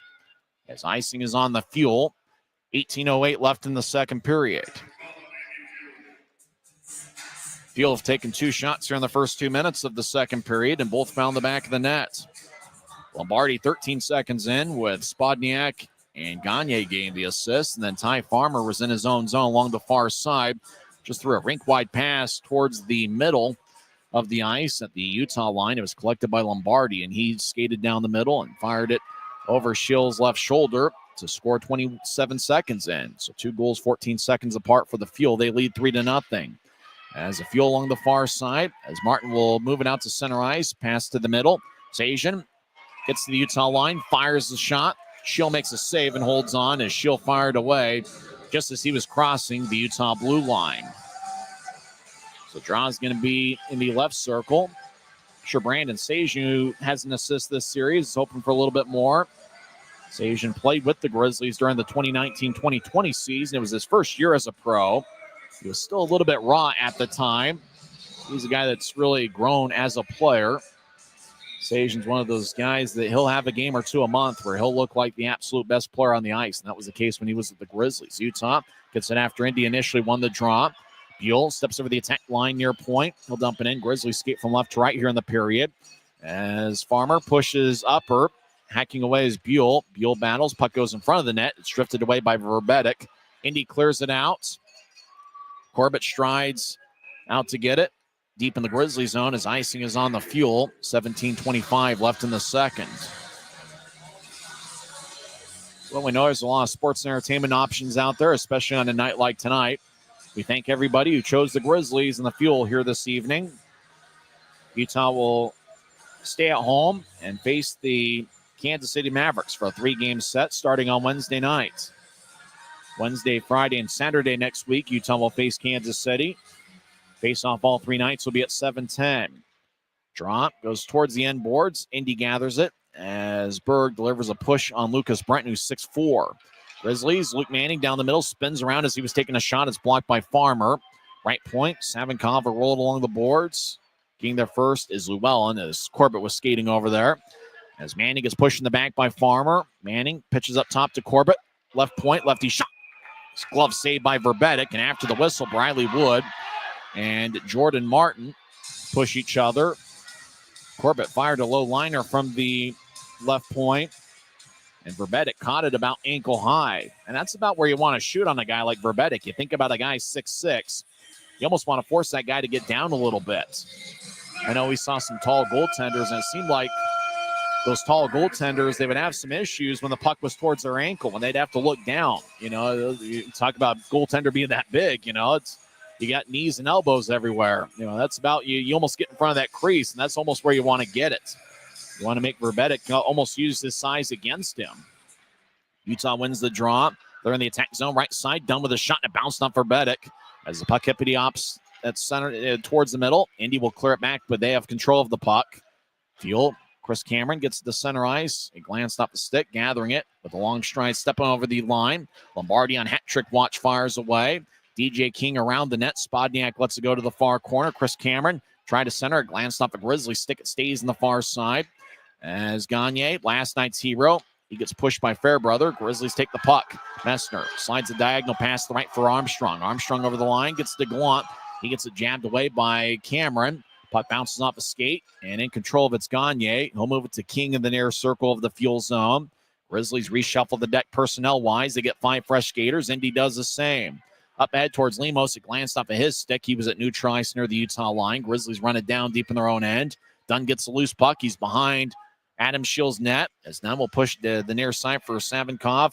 Rink wide pass to the left point. Connects now to Buell. Left circle. Take a shot that hits the side of the net. Net moved a little bit, so the fans reacted, thinking it ended up in the back of it. As puck bounces, left point, lefty shot, saved by Verbetic. It kicks to the right side, getting the loose puck is McCormick. He'll advance to center ice for Burke, who backhands to the right side. Bellant gathers it off the boards. He'll take a righty shot, saved by Shield. Bellant got hit right around the whistle, and now he gets some real pushing and shoving as Bellant believes that he got hit after he took the shot and after Shield had made the save.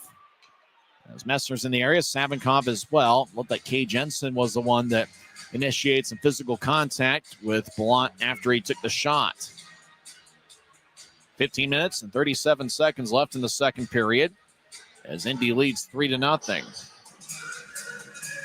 This season, the Grizzlies are celebrating their 30th year of professional hockey in the Salt Lake Valley. Utah's pro hockey tradition continues here at Maverik Center throughout the entire season. Grizzlies had 6 years in the old IHL from 1995 until the league folded in 2001. 4 years in the American Hockey League, and this is the 20th year here in the four-letter league. Puck will trickle towards the Indy line, running it down the far side's Lucas Brenton. They'll fire it to the near side as Manning couldn't corral it. Now Manning gets it back off a Bielik's stick. Manning will skate towards the near corner as he gets pushed by Cameron. As the puck goes back towards the far corner, Indy will loft it towards Hausinger, who corrals the bouncing puck. He'll slide it across off the near wall, neutralized. Savinkov let Brenton play it. Grizzlies re-enter. It's poked away by Bielik as Manning was trying to play it, as he was over in the high slot of the Fuel zone. Grizzlies back at their line as Berg tried to get around Bielik. Bielik gets it, throws it to the middle for Hausinger. Hausinger drifts towards the far side, gets it back to Maximovich. High slot, Brent with a lefty shot. Glove saved by Shield. He holds on as Hausinger was skating towards the near side in front of the net to try to redirect it. But Shield makes the stop. 14:50s left in the second. Looks like we got a penalty. Who's it going to be on? Hooking's the call, and Utah's Craig Armstrong goes to the penalty box. He can't believe it as he shakes his head back and forth. The Fuel are going to get their third power play of the game. Time of Armstrong's hooking minor is 5:10 into the second period. Indy leads 3-0. Fuel have outshot the Grizzlies. Actually, both teams have 4 shots in the second period. Fuel have an 18-11 edge. As a draw won by, well, it goes towards the near corner, and there's a 3-on-3 battle. Joining the place, Corbett. Coming out of it's McCormick in the left point. He'll skate towards the far boards. Now he's at the right point, and he'll backhand it towards the corner. Corbett gets it, and he'll saucer it all the way and skip it towards Verbetic. Verbetic cuts it off at the far goal line, and he'll drop it off as the Fuel have 1:35 left in their power play. McCormick gets around Nilsson. He'll drop it back for Gagne, who gets around Nilsson. Gagne crosses center ice down the middle. Now he steps over the attack line, veers to the far side, throws it back up top to McCormick, right side over to Sage. Now back across to Gagne, who gets to McCormick. He'll take a lefty shot. Saved by Shield. Bounced off his shoulder. Sajan gets the rebound along the near boards. Over to McCormick. Back towards Gagne. One-timer misses wide. Sajan gets it towards a puck lifted off his stick. Ballant had to get his glove in front of his face to protect himself. He drops it. Grizzlies clear it out. Utah chasing after it. McCormick gets a good push from Nilsson. Boy, Nilsson's a guy that plays hard every shift. He's going to be a good one if he's not already. Maximovich crosses center ice. He'll push it to his left for Burke. Burke over to Maximovich. One-timer saved by Shield. Rebound shot saved by Shield again. Puck to the far side. Messner battles as a puck to the far circle. Grizzlies cleared out. Is that delay of game? No, they say it got redirected by a stick. As the puck ended up in the tunnel, just about where the Fuel go from the bench to the locker room. That's where the puck ended up. It got redirected, so no delay of game. Draws going to be in the Grizzlies zone. 42 seconds left in the Indy power play. But boy, Shield made 2 good saves to keep it a 3-0 game. Everybody will look at Shield's stat line, but really it's not Shield's fault necessarily. It's just sometimes the defensive unit. I mean, just too many grade A chances. Indy had 2 of them there in the second period, and they found the back of the net on both occasions. Shield is working on his left pad as Shield kind of taking a little bit of time for himself. Puts both gloves on. Cole Gallant will take the draw against Brian Lemos. Boy, Lemos once again, I mean, he played with Kansas City for a few years. He's been with Indy for 2 or 3 years now, but when he was with Kansas City, he would give the Grizzlies fits, and he's had a good series. Indy wins the draw. Maximovich skates towards the left side, sporting a mustache over to Bielik, up top to Lemos, right side. He skates towards the circle and gets to Burke, who dangles to the far goal line, over to Maximovich, over to Bielik, who drifts to Lemos. He's on the left side. Lemos switches places with Bielik, drops it for Bielik, left side, back to the near goal line as a Fuel, and that's Lombardi. He's got 2 goals tonight, both in the second period.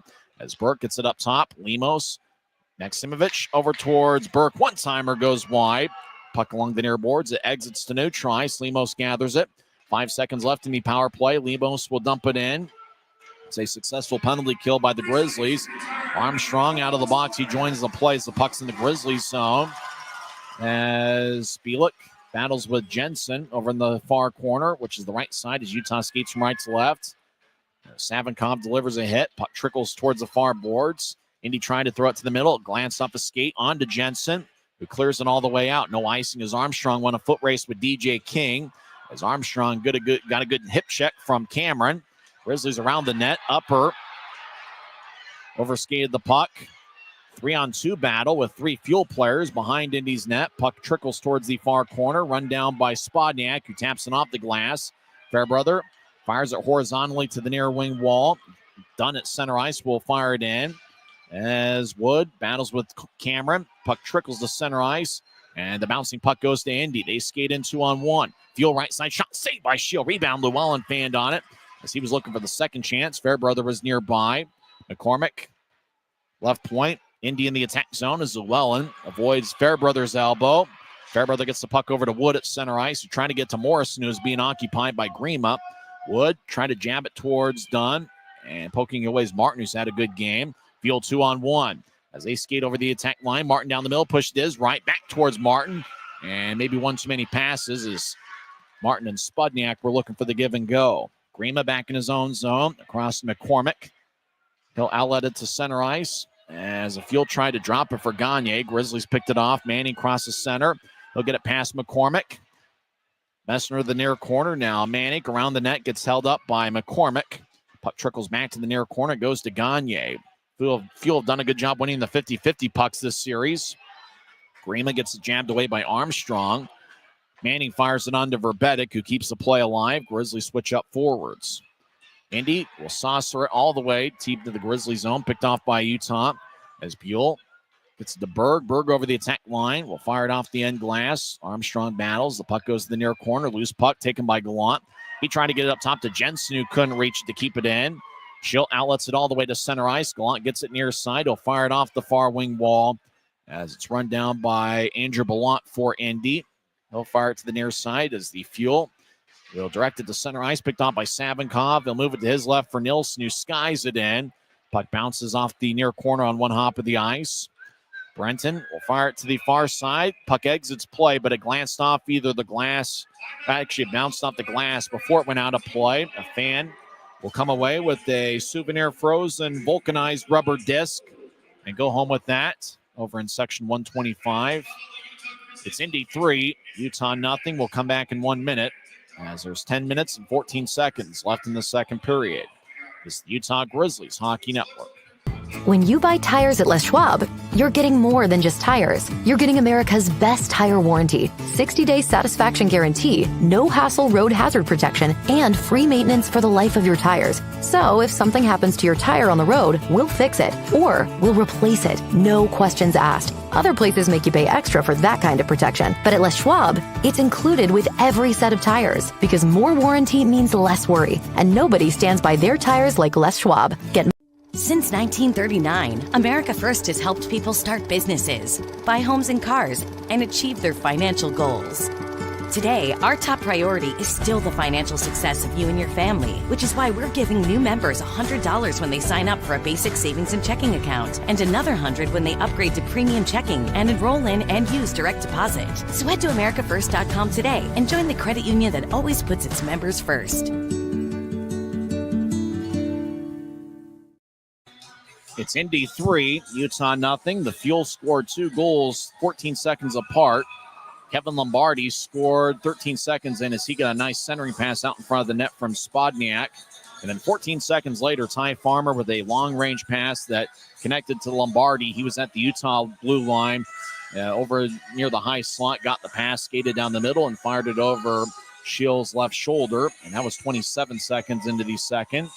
It's still 3-0. We're skating 5-on-5. Draws in the Fuel zone. Left circle. Draw one by Utah. Kabori Dunn had a glance off his stick out to center ice. Buell battles. He pushes the big Lucas Brenton. Grizzlies cross center ice. Nielsen fires it in and chases after it. The Fuel to the near side. McCormick has a glance off his stick. Nielsen over in the high slot. Fires towards the net wide. As Dunn pushes Blount. Puck bounces to center ice. Fuel gather it. Lemos will skate towards the left side, trying to get around Savinkov. Lemos with a shot kick saved by Shield. As Savinkov did a good job kind of angling his body to make sure Lemos didn't have a good shot on Shield. As Bielik over at the Indy line gathers the puck. Fuel resets. King back to Lemos. He races to the right side. He crosses center ice, veers off towards the middle. Now Lemos skates down the middle, drops it for Hausinger. He's in the left point. He fires a righty shot. Stick saved by Shield. And the puck flies out of play. As there's 9 minutes and 22 seconds left in the second period as we're past the halfway point.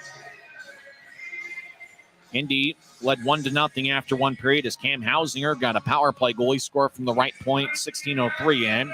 Farmer and Sajan with the assist, and then Lombardi with back-to-back goals 13 seconds into the second period, and then 14 seconds later, he scored his 5th of the year. Ty Farmer's got 2 assists for the Grizzlies in their 12 shots. Buell, Wood, and Corbett each have 2. Buell have outshot the Grizzlies 25-12. As a draw won by the Grizzlies, Jensen will fire it off the far wing boards as the puck will slide all the way deep into the Fuel zone. Icing is called as there's 9 minutes and 13 seconds left in the second. We had mentioned next week's series, the Grizzlies will face the Kansas City Mavericks, the defending Western Conference champion. Kansas City with the loss today to Tulsa. Their record is 10-6-1-1 this season. They've got a 611 point percentage. Draw over in the near circle is won by Utah. Jensen around his net. Grizzlies skate from left to right here in the period. He'll fire it off the far wing boards. Icing is waved off as, well, maybe it is. They're going to call an interference penalty as Messner is trying to accept Jensen's pass along the far wall. He got hit by Chris Cameron. Cameron can't believe it, but he's going to get an interference minor.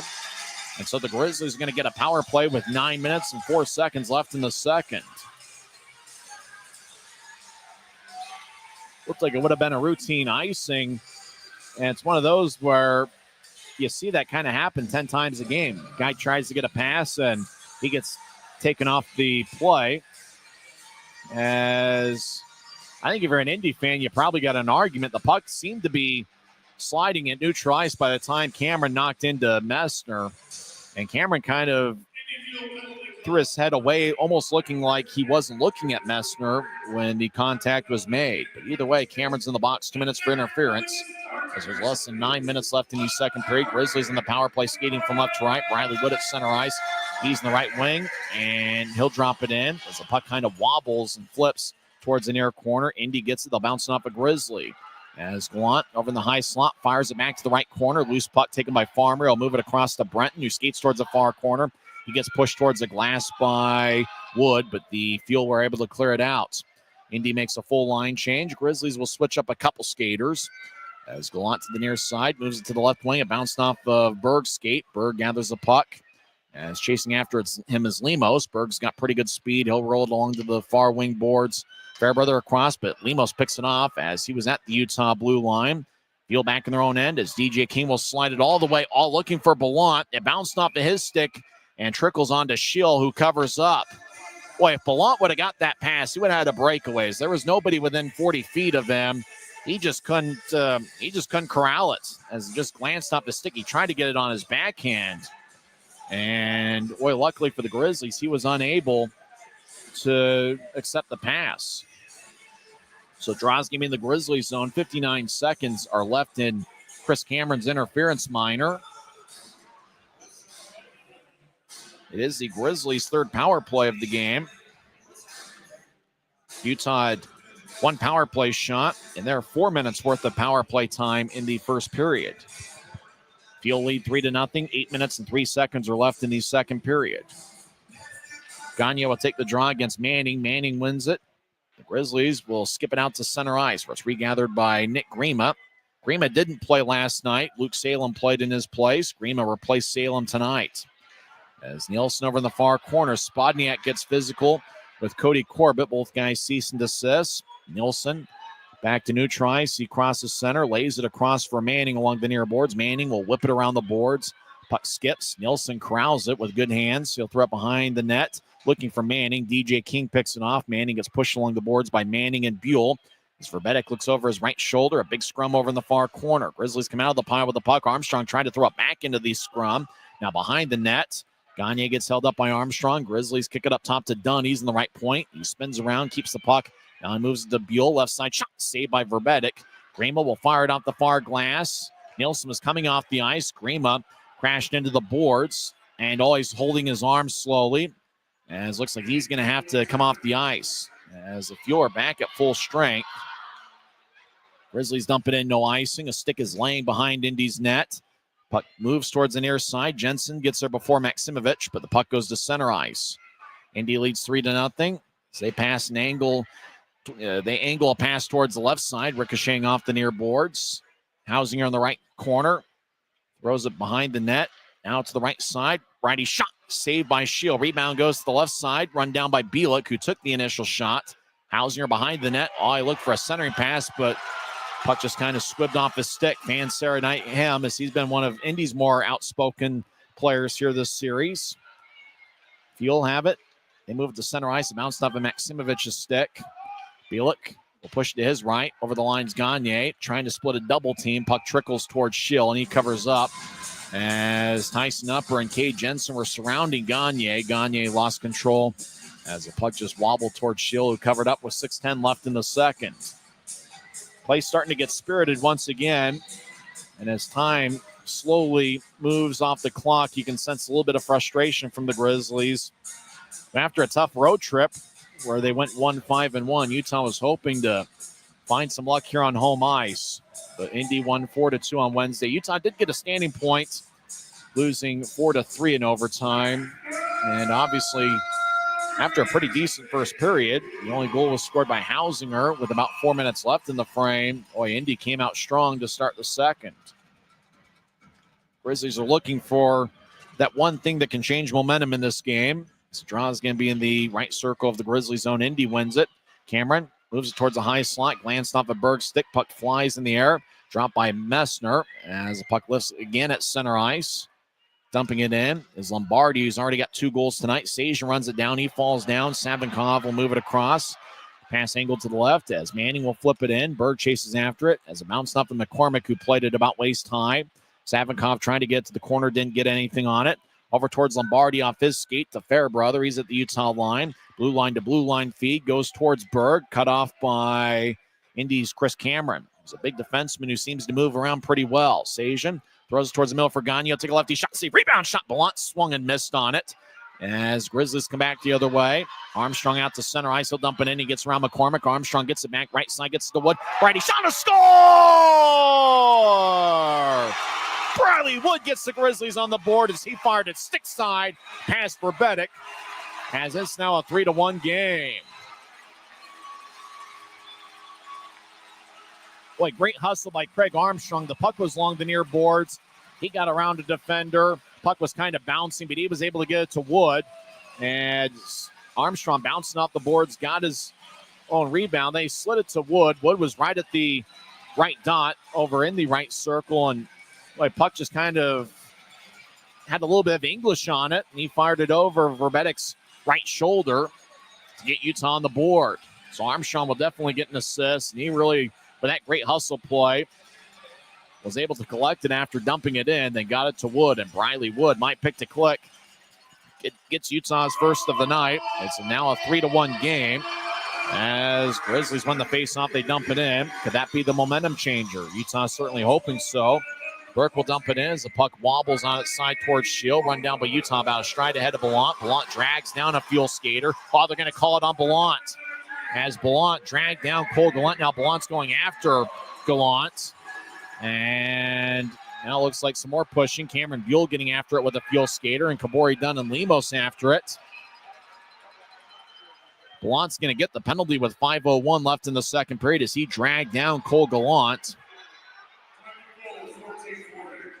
His play has been spirited throughout, and it's just going to continue to linger until, I imagine, 2 guys drop the gloves. Armstrong gets the only assist on the Wood goal, which was scored 14:40 into the second period. Ballant will go to the box. 2 minutes for holding. 5:01 is left in the second period. The new score is the Indy Fuel 3 and the Utah Grizzlies 1. Smith's always gives you more ways to save on top of our lower than low prices. And when you download the Smith's app, you can enjoy over $500 in savings every week with digital coupons and earn fuel points to save up to $1 per gallon at the pump. With a Boost membership, you'll save even more with double fuel points and free delivery. Discover more ways to save big every day. Smith's, fresh for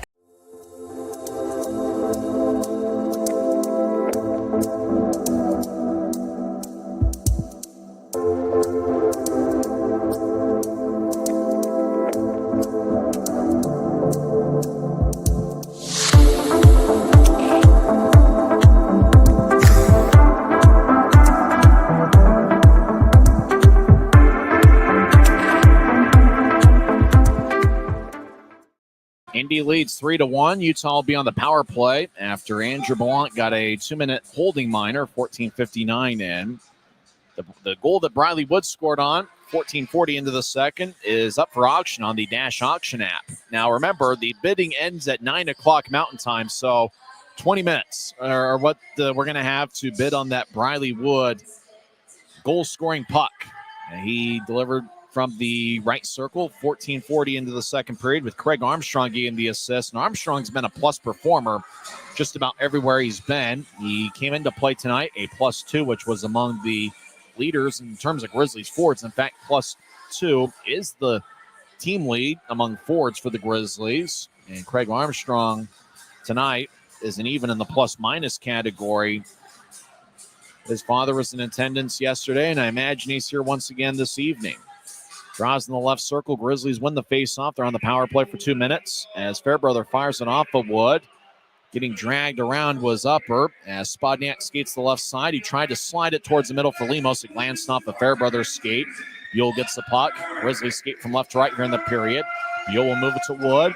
Wood across the center ice, lays it for Buell. Got it back to Wood, who tried to get it over towards Buell, who was cutting towards the right circle. Indy read the play, and they cleared it out. A minute 30 is left in the Andrew Blount minor penalty. 4.5 minutes left in the second period. Grizzlies on the right side. Wood crosses center. Gets over the line between Nilsson's legs. Now off the near boards. Nilsson gets it. He scored a goal in the second period last night. He danced around in the near corner. He gets up top. Fairbrother will shuffle towards his left. Now he fires a left point shot. And that's blocked by King. Puck goes back to Fairbrother. Easy for me to say. Fairbrother towards the left circle. Now back up top to Wood, who directs it to Buell. Buell dances around as he's got Cameron nearby. Martin joins the play as Cameron held up Buell's stick, and Martin cleared it off the near boards out to the Utah blue line. Grizzlies will switch up skaters as Fairbrother was looking for Berg as he tried to curl it towards him at center ice. Pass goes wide. Llewellyn will sky it in. Fairbrother runs it down the far side, and he'll throw it behind the net for Messner. Utah's net, that is, as Messner over towards Armstrong, who races across center ice left wing. He steps over the offensive line with these. As he gets pushed up top. Puck to the far corner. Armstrong continues to battle. He's played hard tonight. Grizzlies get to the left point. Across off the boards to Gallant. He dances around the right point. Now he'll switch places with Messner. Gallant's in the left point. Across to Messner. Late in the power play. Messner dances around. He's got 5 goals this season. Up top for Manning, who gets it back to Messner, who skated towards the near goal line. Messner had a glance off his stick. He gets it back and throws it to Gallant, but Gallant fanned on the pass as he was trying to do it all in one motion to the left point. Puck goes to neutral ice as Blount's out of the box. As Messner, big-time collision as Hausinger went down as he collided with Messner. That got the fans fired up. Messner on the right side, dances around to the point. He gets to Armstrong, who feathers it to Manning. Across towards Gallant. Gallant gets pushed in the side. He battles with Lemos along the far boards. Manning joins the play to take the puck. Manning gets it up top to Savinkov. Will fire to left point. Righty shot. Glove saved by Verbetic. As Verbetic just stuck his glove out and reached and got it about chest high. Savinkov looked like he's played a good game. He plays a physical brand of hockey, the Estonia product, who the Grizzlies signed yesterday. It also looks like he's got a pretty good shot from the blue line. As they show a replay, Messner really lit up Hausinger at center ice. As that gets the fans going, Hausinger, it's not like the Grizzlies and their fans knew a ton about Indy coming into this series, but Hausinger was pretty outspoken, and he had 32 minutes worth of penalties, which I think actually broke an Indy Fuel single-game franchise record. And so ever since then, it seems like both yesterday and today, anything Hausinger does gets a reaction out of the Maverik Center crowd. He'll win the draw. They'll backhand it to center ice, and they'll lay it for Lemos to the right side. Lemos will wobble it in. Shill plays it behind his net. Shill throws it off the skate. Shill gets it back, throws it to the far corner. Now it goes to Grima. Nick Grima back towards Maximovich. Lets it go to Lemos behind the net. He gets hit by Savinkov. Savinkov trying to get towards Bielik, and the pass goes wide of the mark. Wood will shovel it ahead. Grima chasing after it. Grima around the net as he's getting back checked by Reed Morrison, one of 2 Reeds on the Grizzlies club. As the puck is dumped in. We haven't seen tonight, we haven't seen Reed Lebster, a guy who was a star in last night's game. Hopefully Lebster's okay. We haven't seen him out there tonight. Grizzlies get over the attack line. Nielsen dumps it in. Indy around their net. DJ King out towards Martin, the near side. Martin will loft it ahead as the puck goes deep into the Grizzlies zone. Fairbrother delivers a push on Spodniak. Now Spodniak, the local junior hockey legend, he gets knocked down as Spodniak got it towards the near corner. Now King, left point shot saved by Shield. Everybody hacking away. Puck still alive. Puck goes towards the near boards. Loose puck now goes to the left point. King with a lefty shot that goes wide. Indy around the net. The net gets dislodged as there's about 4 or 5 people. Now Fairbrother and Martin looks like they're going to drop the gloves. And Fairbrother drags down Jordan Martin. As that was a quick fight. Really, it wasn't much of one. Both guys dropped the gloves, and then Fairbrother wrestled Martin to the ice. Seems like Jason Martin's been a guy that, when there's physical action, it seems like Martin's been a big part of it. As both guys are now on 2 knees, they decide to drop the gloves. This would be the second time Fairbrother had fought in this series. But it really wasn't much of a fight. It was more like a wrestling match. Not necessarily a pro wrestling match, one of those amateur college wrestling matches. Fairbrother will go to the box, and so will Martin. Both guys drop the gloves, but I can't imagine it's going to be fight for fighting. Looks like 2-minute matching roughing minors. Martin for Indy and Fairbrother for the Grizzlies. There's 1 minute and 9 seconds left in the second period. Indy leads Utah 3-1.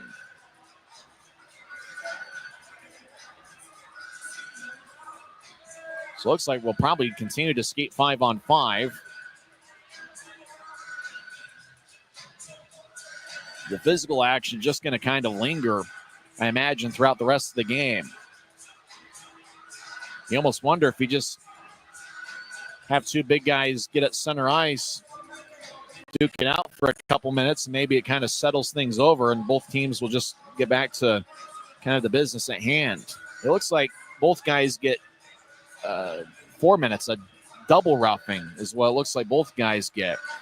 A double minor for roughing for both Fairbrother for the Grizzlies and Martin for the Fuel. Draw's going to be in the Grizzlies zone. In terms of the shot count, Indy's up to 20, meaning they've only taken 6 shots in this period, unless I need new glasses. Grizzlies are at 15 shots. They've taken 8 in this second period. It is possible I need new glasses, or I just need to go to sleep earlier. It actually is 28 shots on the board. Boy, I really do need new glasses. Indy wins the draw, but they'll skate all the way back and deep in their own zone. And we are skating 4-on-4. Double minors for roughing for both guys. And we are skating 4-on-4. Gagne gets to center ice as he's near the Grizzlies bench. He spins around, gets to Brenton in the near side. Brenton crosses center ice. Indy skating from right to left as Brenton gets blasted by Gallant. Both guys hit the ice. Indy kind of patient with their approach in this 4-on-4, almost like if it's a 3-on-3 overtime situation. 35 seconds left in the second period. As Farmer out to neutral, dangles the puck back and forth. Now he gets to the left wing for Spodniak. He'll step over the line. Shot is blocked by Dunstick. Spodniak rolls it along the boards, but nobody was close enough to the far wing wall to accept the puck. Running it all the way down is Adam McCormick, who's a defenseman on an AHL contract with the Rockford Ice Hogs. He's 24 years old. As the Fuel gets to center ice, and that's McCormick. He'll drop it for Lemos. Lemos near side over the line. We'll tap it off the end boards. McCormick battles. Savenkov over there as well. 2 seconds left in the period. Puck goes up top to Grima. Time runs out before he's able to get a shot off. Now we'll do it for 40 minutes of play here at Maverik Center. And the difference in the game is the 2 goals that Indy scored in the first 27 seconds of the period. Lombardi scored 13 seconds in on a great centering pass from Spodniak.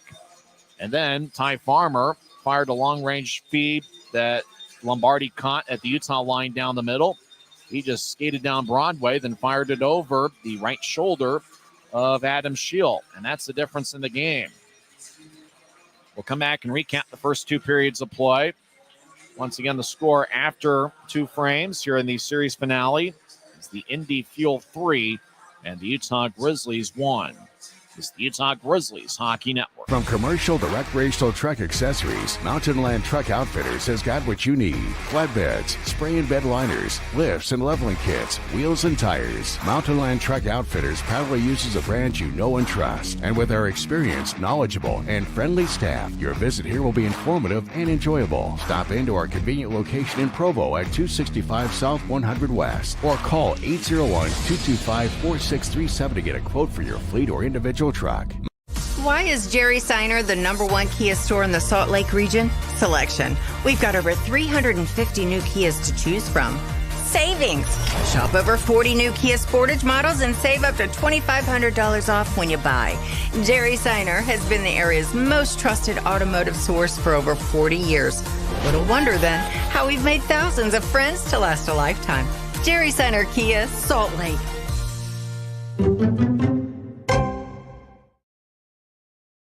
Welcome back to Maverik Center. We got the tradition unlike any other, the Coca-Cola can race here on the Maverik Center ice. We have Sprite, Diet Coke, Fanta, and Coca-Colas. Indy leads 3-1 after 2 periods of play. We'll go over all the scoring here shortly, but obviously when the Coca-Cola can race takes place, we literally drop everything we're doing and we watch this thing. As 4 cans are going to go at full speed around the ice, pretty much taking a lap. The standings have Coca-Cola and Diet Coke, each with 2 victories. Sprite and Fanta have 1 win each. It looks like the winner of the Coca-Cola can race will get a Coca-Cola bear, a white bear with a red scarf. Boy, that's certainly great for the winner to be able to take that home. I would almost want to get in the Coca-Cola can race just to see if I can find a way to get that bear. I don't know, though. I'd probably get about halfway through, pass out, and then not complete the race. And they're off. Sprite and Coca-Cola get there about halfway through. Grisby pushes Sprite. Coca-Cola off to a big lead. Coca-Cola in jeans and skinny legs. They get around the net to the left side of the ice. Coca-Cola 2 strides ahead of Sprite. Coca-Cola gets to neutral ice. Sprite closes the gap. They get to center ice. Now Coca-Cola. It's going to be close, and oh my goodness, it looks like it's pretty close to a tie. And it looks like Sammy Miller, the MC tonight, gives the victory to Coca-Cola. Coca-Cola won by half a stride, and if I were in this Coca-Cola can race, I would be like Diet Coke, who just barely finished. Boy, Sprite really closed the gap. Coca-Cola at the very end. I don't know, though. They gave the victory to Coca-Cola. I'm not sure. That's close. I think Sprite might have had it. I think Sprite won. Sprite got there right there about the same time as Coca-Cola. The left side, Sprite's looking at the video board. I think Sprite won. They gave the victory to Coca-Cola.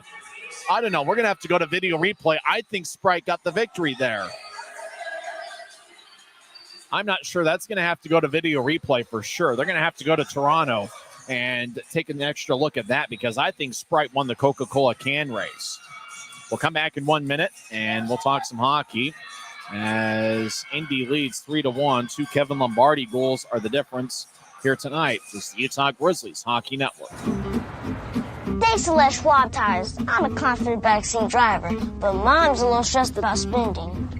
Remember, breathe in. Now watch your speed and breathe out. Good. Even though we're watching our wallets, Les Schwab is still watching out for our safety. So it's right here. Help keep drivers and backseat drivers safe with Les Schwab Tires. When you pay with the Nitro card at Maverik, you always save 10 cents or more on fuel every gallon, every day. And you could save a whole lot more thanks to Nitro Best Price. Pick up a Nitro card and upgrade your Adventure Club account today. You know, with there being the great prize of the Coca-Cola bear being awarded to the winner, I think we got to get it to the right person. I think after further review, I think Sprite won that Coca-Cola can race. They gave it to Coca-Cola. Who's running this thing? Steve Harvey? I mean, I think Sprite got the victory. Either way, it's important because whoever wins gets that Coca-Cola bear. But I think the bear went to the wrong person. I think Sprite at the very end was able to cross the ribbon just a stride ahead. Barely. But you could just tell that Sprite got the victory over Coca-Cola. We're going to have to get to the bottom of this. I think Sprite's the winner. Well, Indy led 1-0 after one period. In fact, Indy scored the first 3 goals of the game. Cam Hausinger scored with 1 second left in a Indy power play. He got his 4th of the year. Ty Farmer and the former Grizzly Brandon Sajan picking up the assist. Indy outshot Utah 14-7 in the first period. And Indy had a 14-8 edge in the second period. As the Fuel have 28 shots to the Grizzlies 15. But really, the difference in the game is what happened in the first 27 seconds of the second period. Indy, on their first shift of the second period, won the face-off. Their 3-man forward unit got down there. Gagne got to Spodniak, who was at the right side, skated towards the goal line, and then just fed it across to Lombardi. Lombardi was all alone along the near goal line, got the puck, and fired it past Shield. That was 13 seconds into the second period. And then the draw, it seemed like the puck ended up in the Fuel zone along the far boards. Ty Farmer got it, and he slid it all the way towards the middle of the ice at the Utah line. Lombardi gathered it, skated down Broadway, and then fired it over Shill's left shoulder to get his second goal of the second period. And the second goal 14 seconds apart as Lombardi got his 5th of the year and 2nd of the game. Ty Farmer picked up the assist, and just like that, the Maverik Center crowd was stunned. And for those fans that were hanging out the concession stands that were slow to get back to their seats, all of a sudden they're looking up at the video board, and what they thought was a 1-0 game, all of a sudden it's 3-0. Randy Connolly can't believe it as he stares me down. He thinks it's my fault. I don't know. I think everything's my fault according to Randy Connolly, but he's the guy that tries to beat traffic every night. Exits with about 5 minutes left in regulation. He actually walked out before the Military Night Miracle in March of 2024 at Maverik Center when the Grizzlies beat the Norfolk Admirals. But nevertheless, Indy took a 3-0 lead. Grizzlies continued to battle. Craig Armstrong, I thought, made an outstanding play on the Briley Wood goal that was scored 14-40. And as Armstrong had the puck on the near side, got to neutralize, bouncing off the near boards, got around, I believe, Adam McCormick, got into the Grizzlies attack zone, got the puck on the right side, just kind of moved it a little bit towards his left, about 5 feet. Wood got the puck, skated to about the right dot over there in the circle, fired away, and scored over Joe Verbedik's right shoulder. Wood got his 3rd goal of the year, and it was kind of tricky. It looked like the puck was kind of hopping a little bit once it got to Wood, and so Wood was able to get good wood on it. And I don't know if the sticks are wood, though. They might be some sort of synthetic blend or something. But Wood scored 14-40 into the second with Craig Armstrong getting the assist. Armstrong came into play tonight with a +2 rating. That's the best mark among Grizzlies forwards. And Briley Wood, picking up his 3rd goal of the year. He's one of those guys, I believe, by the end of the year will be at about 20 goals. He was an outstanding scorer in the WHL last season. I remember he had a great playoff run there as well. And I think Briley Wood is really going to start to break out and score some goals. As a point in back-to-back games as he had an assist last night. The time of Wood's goal was 14:40 into the second period. 19 seconds after Wood's goal, Utah got a power play as Blount got a holding minor, 14:59 in. But the Grizzlies were unsuccessful on the power play. In fact, through 4 full power plays that the Grizzlies have had so far tonight, they only have 2 power play shots. Nobody found the back of the net the rest of the second period. Now, we got a piece of paper that said that Martin and Fairbrother each got a double minor for roughing. However, it appears that it's just a minor for roughing, as both guys have 51 seconds left in their minor penalties. We got some information that that said it was a double minor, but instead it was just a minor for roughing both Martin for the Fuel and Fairbrother for the Grizzlies. That was 18:51 into the second period. Joe Verbedik has saved 14 of 15 so far. Adam Schill has saved 25 of 28. The shot count really has been in Indy's favor. They have doubled up the Grizzlies on shots, just about 28-15 here through 2 periods. How can the Grizzlies find a way to come back as Utah is looking to end their 6-game losing streak? Grizzlies trailed the Indy Fuel 3-1. We'll come back in 1 minute and give you some league scores, as after 2 periods, it's the Indy Fuel 3 and the Utah Grizzlies 1. It's the Utah Grizzlies Hockey Network. Every new day is a chance to be kinder to your body and your mind. U of U Health is here to help you build strength and confidence every day. Let us help you be a better you. U of U Health, official health partner for the Utah Jazz, Utah Hockey Club, Utes Athletics, and the Utah Grizzlies. Take the first step today at uofuhealth.org.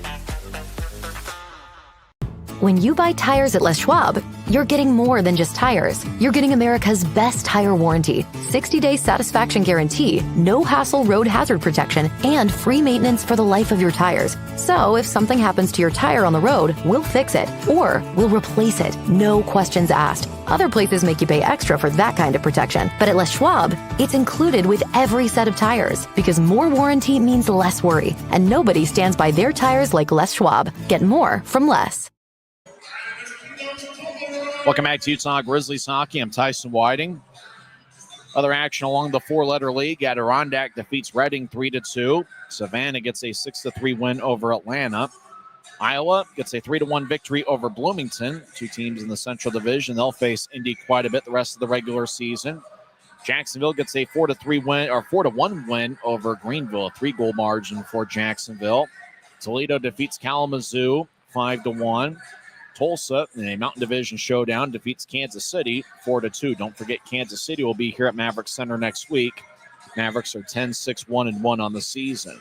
Jeff Carr's Norfolk Admirals get a 4-1 win over Maine. Boy, the Admirals are off to a pretty good start this season. They are 11-4-3. Wichita defeats Worcester 6-2.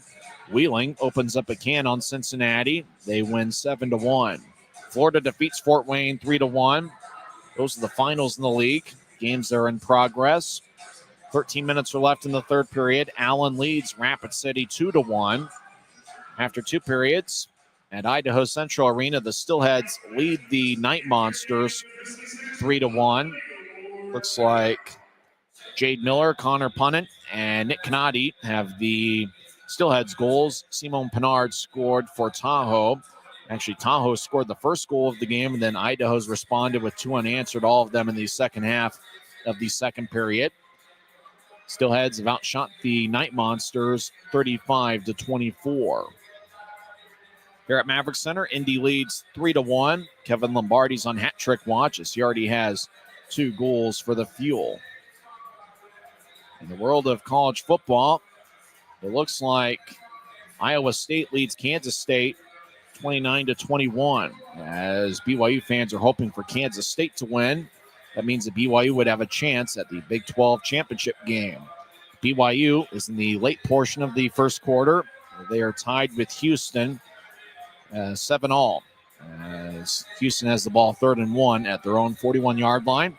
52 seconds left in the first quarter. Houston and 19th ranked BYU are tied at 7. A lot of action in the National Hockey League. 3 games in progress. After one period, how about this? The Utah Hockey Club leads Vegas by a 4-0 score. Clayton Keller scored on a wrist shot, 5:33 in. Alexander Kerfoot got a goal for the second straight game. He scored 9:26 in. Mitch Schmaltz got his first goal of the year. He scored 10:35 into the first as he gets off the schneid. And Logan Cooley made it a 4-0 hockey game as he scored 18:44 into the first. So Utah, who lost in overtime to Edmonton 4-3, they lead 4-0. In net is Jackson Stauber. Stauber's making his Utah Hockey Club. Actually, I think it's the second game he might be in there for Utah. Jackson Stauber is getting the start for Utah, and he has saved all 10 shots he has seen. So looks like the second period is getting underway. Utah leads Vegas 4-0. You have to feel good for Nick Schmaltz, who came into play tonight with 17 assists. I think he led Utah in assists, but he didn't have any goals. Schmaltz, a guy that's used to scoring a lot of goals, finally in game, I think 23 or 24 of the regular season, actually game 24, Nick Schmaltz finally finds the back of the net. Hockey Club 4, Golden Knights nothing. That game just getting underway in the second period. After one frame, Edmonton and the Colorado Avalanche are tied at 1.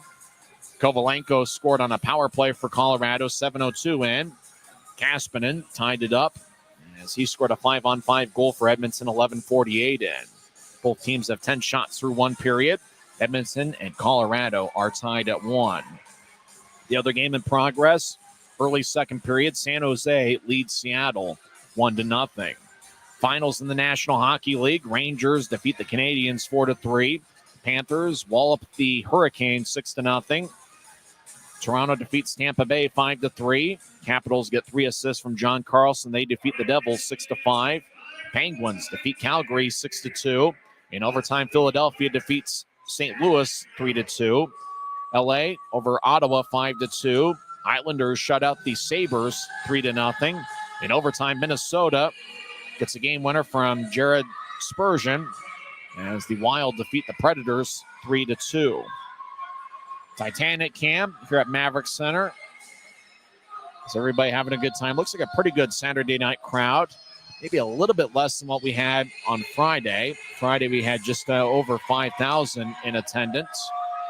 We'll see if the Grizzlies have a third period comeback in them, as Indy leads Utah 3-1 after 2 periods of play. You've been listening to the Utah Grizzlies Intermission Report on the Utah Grizzlies Hockey Network. Since 1939, America First has helped people start businesses, buy homes and cars, and achieve their financial goals. Today, our top priority is still the financial success of you and your family, which is why we're giving new members $100 when they sign up for a basic savings and checking account, and another $100 when they upgrade to premium checking and enroll in and use direct deposit. So head to americafirst.com today and join the credit union that always puts its members first. Why is Jerry Seiner the #1 Kia store in the Salt Lake region? Selection. We've got over 350 new Kias to choose from. Savings. Shop over 30 new Kia Seltos models and save up to $2,000 off when you buy. Jerry Seiner has been the area's most trusted automotive source for over 40 years. Little wonder then how we've made thousands of friends to last a lifetime. Jerry Seiner Kia, Salt Lake.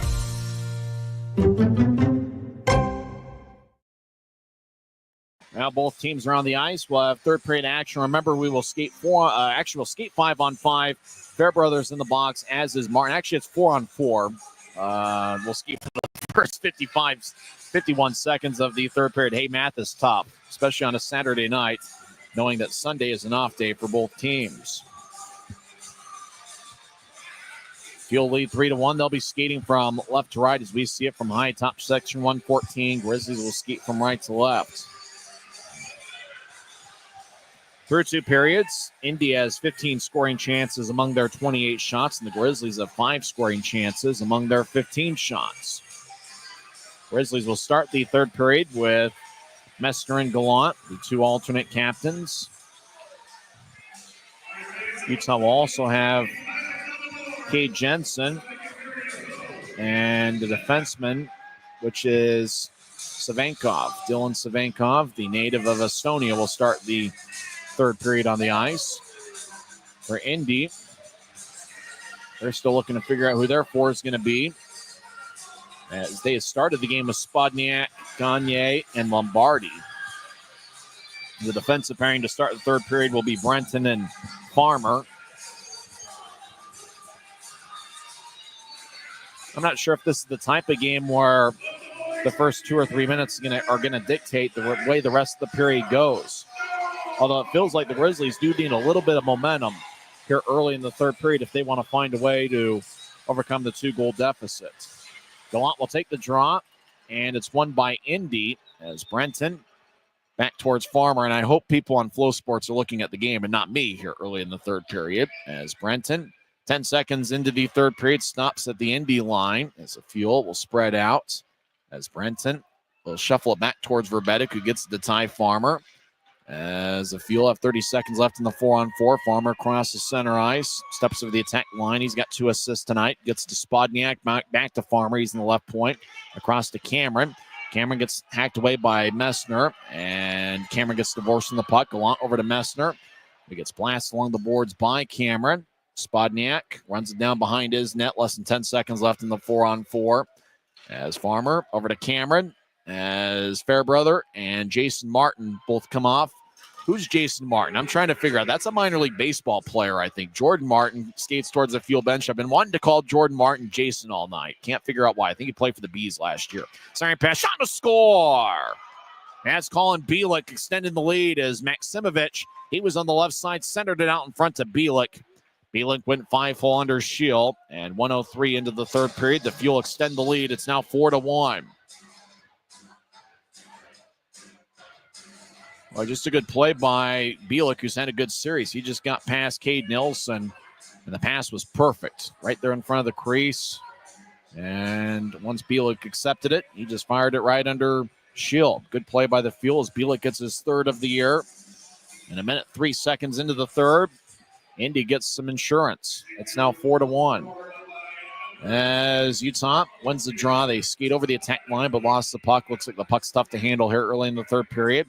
Utah left wings it out towards Tyson Upper. Grizzlies over the line. Corbett with a shot that goes wide. As Kabori Dunn fires towards the net from the right point wide. Grizzlies up top to Corbett. Left point. Lefty shot is blocked. That might have bounced off of Nielsen. As over in the near corner, Buell has a tap off his stick as it wobbles towards the end boards. Cameron rolls along the near side. Bielik with great hands was able to collect it. Bielik tried to dump it in. Corbett batted it about waist high. Got it to Nielsen, who flies it in. As Grizzlies make a full line change. Cameron advances towards Bielik. Big time hit as Cameron went down. He got hit by Armstrong. Lemos to the right side. Fires towards the net. Shield makes a body save. He absorbs it around the Grizzlies logo at the front of the jersey. He stops play with 18:07 left in the third. Indy's goal, scored 1:03 into the third period, was scored by Colin Bielik. He got his third of the year. At least that's what the pronunciation guide says to say his name. Maksimovic gets an assist, as well as Cam Hausinger. For Maksimovic, that's his first assist of the night and fifth of the year. For Hausinger, he now has a goal and an assist. If he gets in a fight, he had two of them on Wednesday. He gets a Gordie Howe hat trick. As a draw won by the Grizzlies towards the near side, with the way play's been chippy so far, as Fairbrother helicopters it out to center ice. Certainly a possibility. Out to center ice, Burke gets pushed in the side by Fairbrother near the Indy bench. Wood gets a good shoulder check from Blount. Lemos comes out of the pile with the puck. He's at center ice down the middle, and he'll flip it in. Jensen gets her stride before Blount. Both guys push each other. It goes to the right point for Grima. Nick Grima lost the puck. Messner angles it towards his right, bouncing off of Wood's stick. Jensen gets it. He's just to the left of Shield. Grizzlies switch up forwards. Jensen directs it to center ice. Messner redirected it all the way in from center ice. He was at center ice. It kicked off his stick.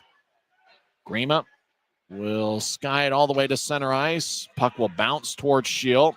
Shield will fire it off the far boards. Indy kept it into the attack zone. They slide it to the right point for Farmer. Over to Sajin. He'll take a lefty shot. Saved by Shield. Puck trickles to the far goal line. Corbett did a good job boxing out Llewellyn. Grizzlies slide it across. Messner has to get it off the boards, but Ty Farmer plays it for Indy. Grizzlies will reshuffle the deck once again. We're 3 minutes into the third period. Fuel lead 4-1. As Messner dumps it in. Holding his face. Coming off the ice is Upper. As Upper is going to get attended to by Colin Lee, the Grizzlies trainer. As Upper's stick is on the ice, it looked like he got hit up high. As looks like they are running towards the tunnel. Upper is in some pain as he is on the Grizzlies bench. Puck goes deep into the field zone. Far corner, Brenton will throw it to the near corner as Nielsen comes off. Upper stick is laying on the ice. Now it's gone into the Grizzlies bench. Manning at the Utah line gets hit in the near boards by Lombardi. As Manning gets towards Dunn across to Fairbrother. Grizzlies deep in their own end, skating from right to left. Fairbrother out towards center ice. It goes past Wood off the wall. As Gagne trying to get towards Lombardi. Puck lofted towards Lombardi knee high. Went past him. Grizzlies fire it in from center ice. Does Fairbrother.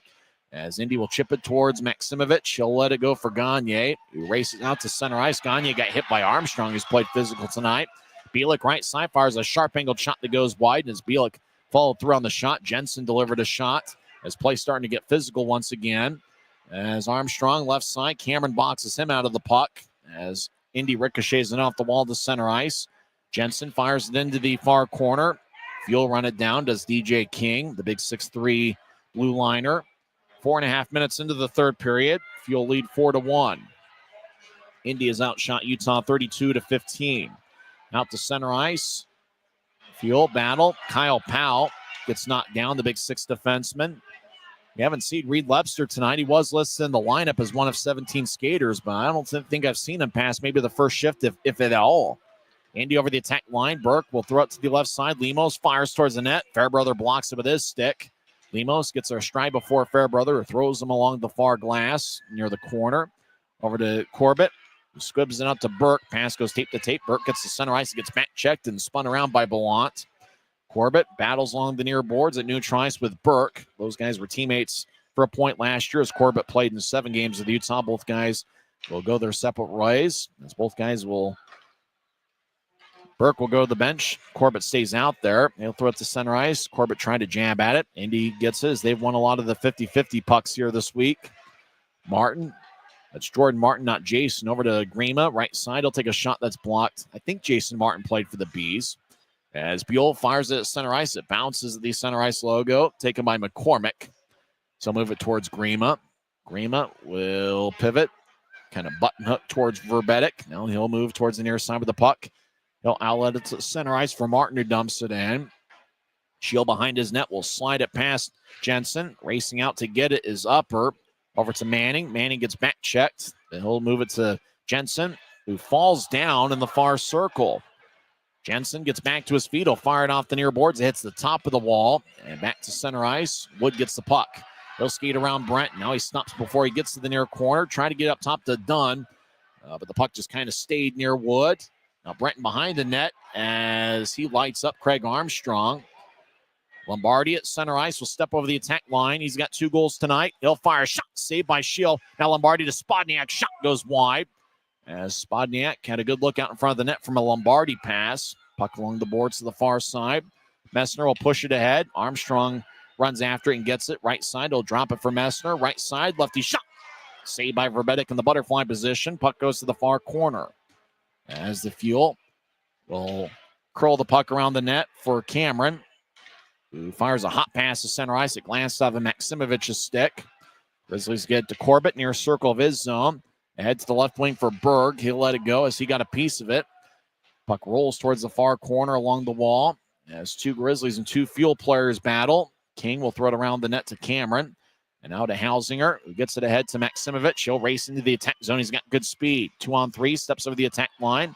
He'll drop it to the high slot for Grima, whose stick broke on a one-time attempt. Net gets dislodged as Kyle Powell and Cam Hausinger were battling in front of the net. 12 minutes, 33 seconds left in the third period. It's the Fuel 4 and the Grizzlies 1. It's the Utah Grizzlies Hockey Network. Smith's always gives you more ways to save on top of our lower than low prices. And when you download the Smith's app, you can enjoy over $500 in savings every week with digital coupons and earn fuel points to save up to $1 per gallon at the pump. With a Boost membership, you'll save even more with double fuel points and free delivery. Discover more ways to save big every day. Smith's, fresh for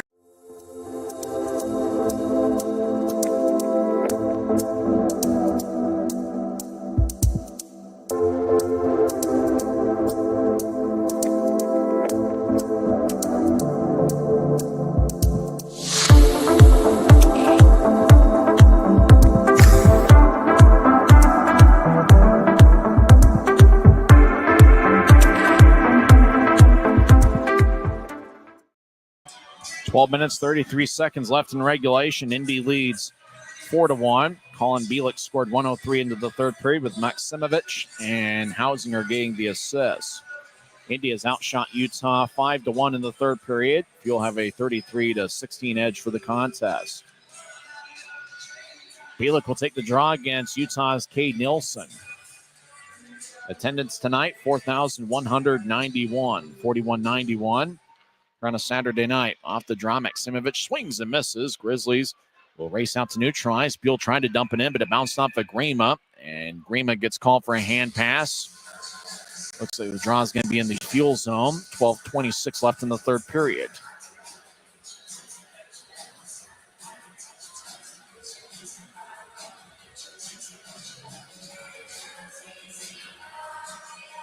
Now the 3 officials are talking about where the faceoff should be, whether it should be in the Fuel zone or at neutral ice. And the referee points to neutral ice. That's where the draw is going to be. Can confirm that Jason Martin played for the Salt Lake Bees last year. That's the guy I've been thinking about all night, as Jordan Martin has been an active performer for the Indy Fuel. So Jason Martin hit a few home runs for the Salt Lake Bees this past season. Tyson Upper, he got hit up high, and looks like he's not going to miss a shift. He's out there right now. Him and Colin Bielik are talking things over. Play's been pretty chippy throughout this one. We haven't had any official fights, but we've had a lot of spirited action. It's the last time these teams will meet this season. So whatever beef you have to settle, you got this third period to settle it. Fuel lead 4-1. And now on the other side, Cameron Buell and Hausinger talk things over. Now Bielik and Upper push each other. Bielik with a cross check. Now Fairbrother getting after it with Maximovich. Everybody talking to each other. Hausinger yelling at Jensen. I wonder if Hausinger knows he's a fight away from a Gordie Howe hat trick. Well, you almost wonder if we just need a yard sale to kind of settle this thing, as now both teams will cease and desist and get to the face-off circle. But the referee, Brendan Schreider, I got to imagine, is going to call anything that looks close to a penalty just to try to keep control of this game. Indy leads 4-1. Everybody battles as the puck just kind of stayed to the face-off circle for about 5 seconds. Indy comes out of the pile with the puck. Grima ahead towards Hausinger. Fairbrother did a good job of making sure Hausinger got a stick raised. Now Hausinger, he hits Fairbrother, and I think we just got to settle it right now. Jumping in, there's a Grizzly. He drops the gloves. That's Jensen. This is exactly what you need to just kind of settle it. A yard sale. Jensen gets after Bielik. Maximovich and Nilsson tie each other up. The linesman steps in. Bielik tries to throw a right. The linesman, Tyler Keston, trying to break it up. Jensen and Bielik each connect on rights. The linesman between Jensen and Bielik, and they continue to go. The fans are to their feet. Fairbrother after it as well. Looks like Fairbrother's going to go to the box. Boy, Tyler Keston, the linesman, he earned his pay with that one, as Jensen and Bielik were along the far boards of the Grizzlies zone. Hausinger yelling at Fairbrother. Fairbrother goes to the box, as does Jensen. As Hausinger is yelling at the referee. He gets a penalty. Hausinger can't believe it. He doesn't know why. Fairbrother and Jensen go to the box. Hausinger and another field get after it as well. With the way this series has been, quite frankly, you just kind of needed both teams to just let it go. You know, they just needed to kind of release that energy that's been building throughout this series. And without there being an official fight, I mean, Jensen and Bielik were throwing punches around Tyler Keston. He was doing all he could to kind of keep business in order. Everything had kind of been boiling the entire series, it felt like, from about halfway through Wednesday's game on. You kind of just needed it. Maximovich, Grima, and McCormick were near the penalty box. There are two Fuel players in there, as there's Hausinger and I can't tell who the other one is. Jensen and Fairbrother, 2 of 6 defensemen. That's certainly tough, as Utah will be down 2 defensemen here, as Schreider kind of gives Fairbrother a look. I think every mother's kind of given that look that Schreider gave to Fairbrother a few times. 12 minutes and 13 seconds are left in the third period. Fuel lead 4-1. I don't know if anybody's going to get a power play out of this. And it's kind of what you need to just kind of move on.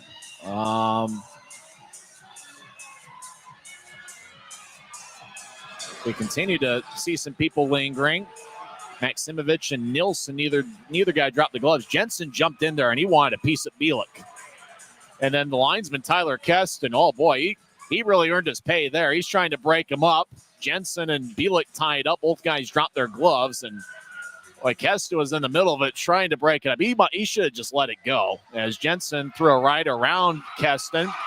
Boy, Keston was probably lucky he didn't get a few rights from Jensen. As Keston, the linesman, really getting in between. He was not going to let Bielik and Jensen just go there. As Keston, he was probably glad he didn't inadvertently get a few rights on his own. You know, Brian Kanasowicz talking with Brendan Schreider. Christian Horn in that beautiful-looking jacket. Well, what a look Christian Horn's got tonight. That's got to be the suit of the year.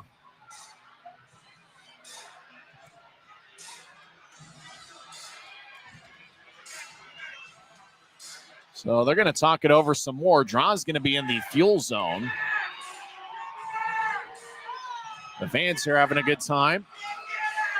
Looks like Hausinger yelling at Fairbrother and Jensen. The two Fuel and two Grizzly players are yelling at each other in the penalty box. Bielik over there as well. I think they wanted to get after Jensen. Jensen delivered a hit on Hausinger yesterday in the third period. But then again, there were some shots at Aragon. I think that Hausinger's now going to the locker room. Hausinger's going to take an early shower. He is giving Brendan Schreider a piece of his mind. Hausinger's going to yell a few more things at Schreider. And Hausinger that was an obscene gesture towards Schreider, who had his back towards him. Hausinger's going to get an early shower, it looks like.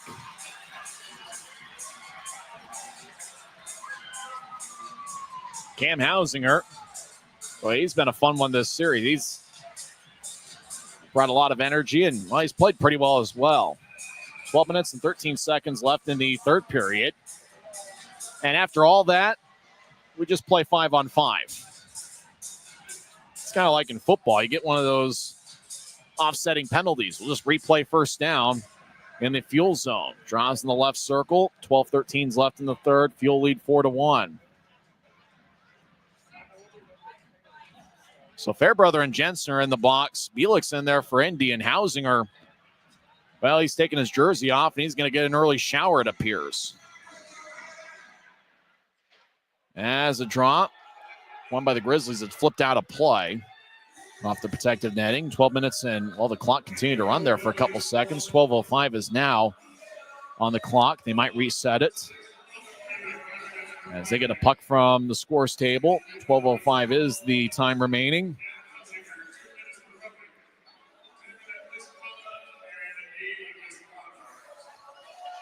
Looked like Hausinger got a 2 and a 10, and he's just gonna not play hockey anymore tonight. As the Fuel win the draw towards the far side, DJ King will sell it out to the Grizzlies zone, getting the bouncing puck as Corbett. He almost took a spill.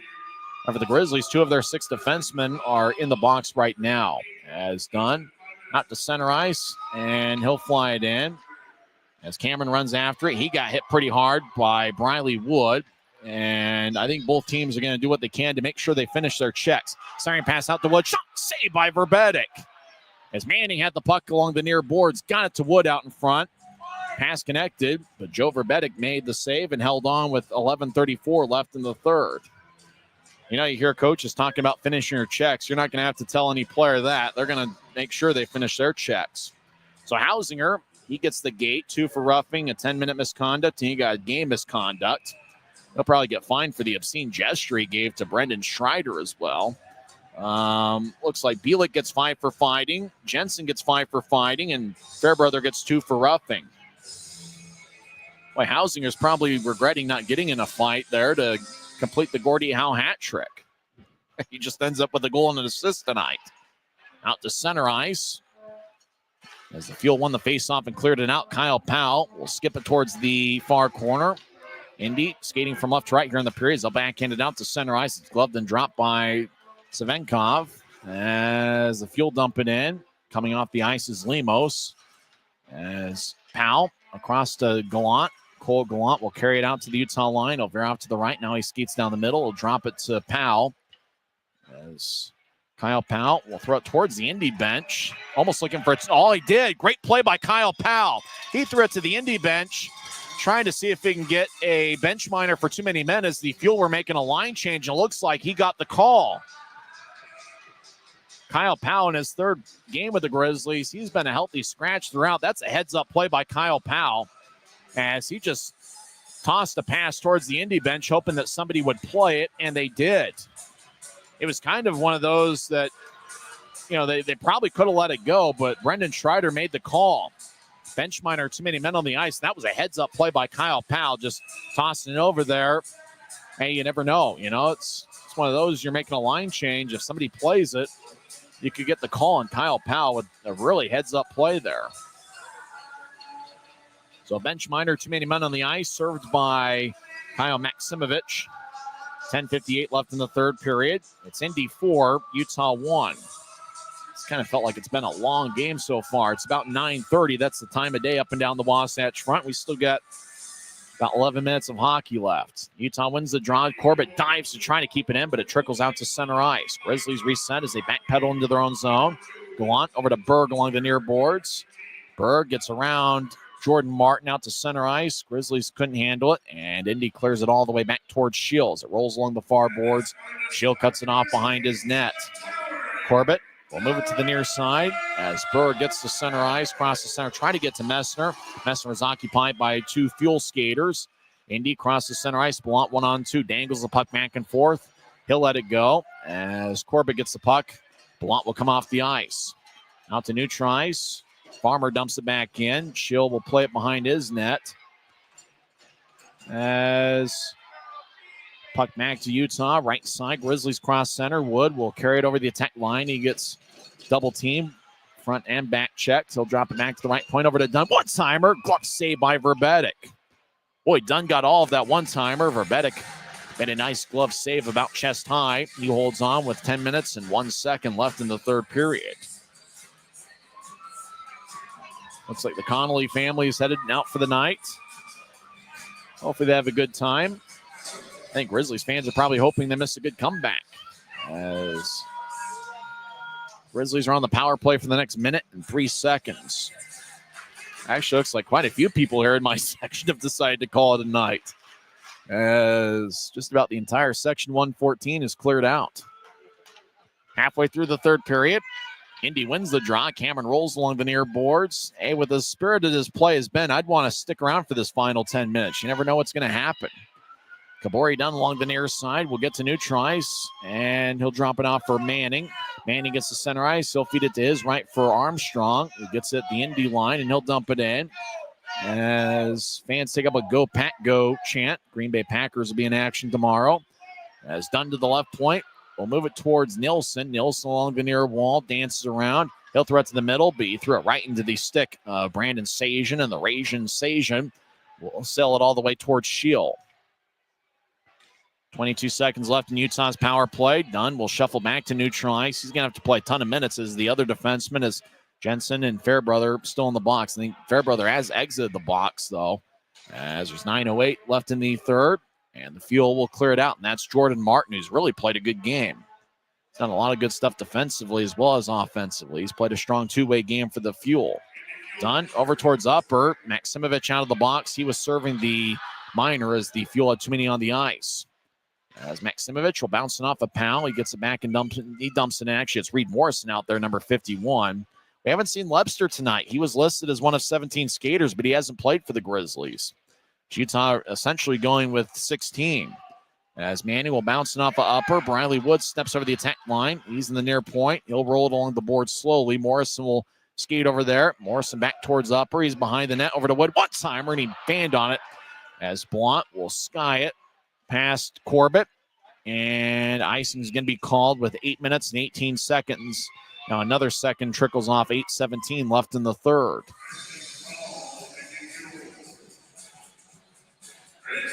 Now, with Lebster not playing, that's a loss for the Grizzlies. I mean, think about Utah, we don't want to use injuries as too much of an excuse, but you talk about Brian Yoon, Derek Dashke, and James Shearer all being out of the lineup. For the second straight night, Aaron Aragon's unable to go, and Dylan Fitz is missing his fourth straight game.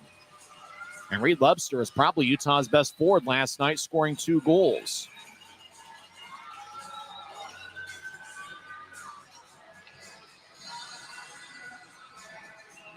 It's a Fuel 4. The Grizzlies 1.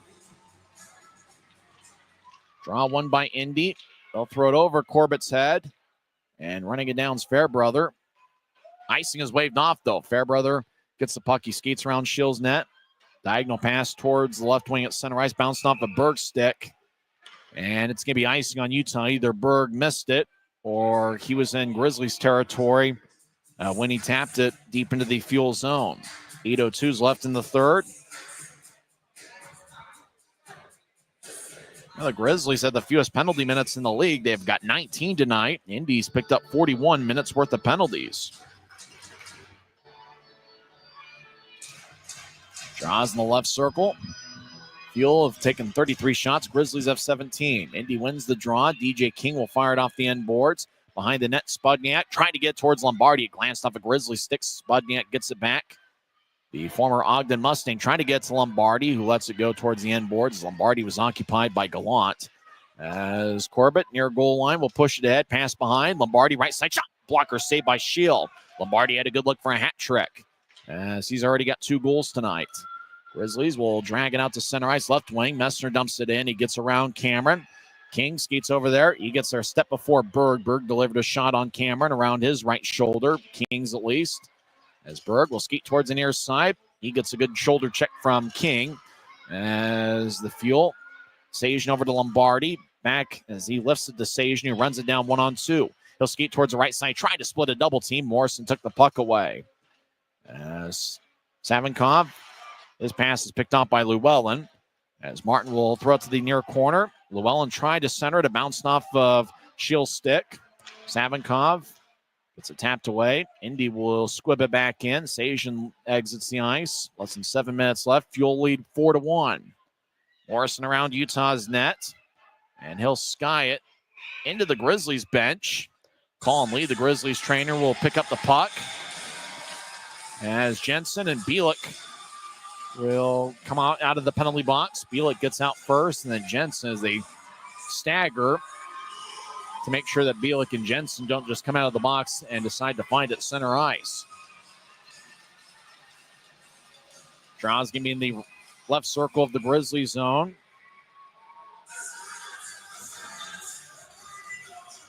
It's really been a team effort by the Fuel tonight. Ty Farmer's got 2 assists. Hausinger 1 goal and 1 assist. Lombardi 2 goals. The other players have cashed in. Colin Bielik with a goal. Utah's lone goal scored by Briley Wood, 14:40 into the second period, with Craig Armstrong getting the assist. Puck along the far boards, and the Grizzlies will gather it. Skating out to neutral ice as Armstrong spins around at center ice. He'll backhand it in as he got about 5 feet of air under it. Dropped by Lucas Brenton. Fuel moving out to the left wing. Long pass connects to Burke. Burke over the attack line. Grizzlies back defensively. Drops it for Gallant. Burke gets pushed. He'll literally kick it into the near corner. Armstrong moves to the right side. It glanced off of Wood's skate. Wood will push it towards Verbetic. It's gathered by Grima. Grizzlies make a line change as Grima will move it to his left. Burke to Lemos, who crosses center ice. Lemos over the attack line. Lays it for Bielik. He'll take a shot. That's blocked away. Bielik gets it back far side. He'll push it to Cameron in the right point. Cameron fires a righty shot. Berg sticks it away.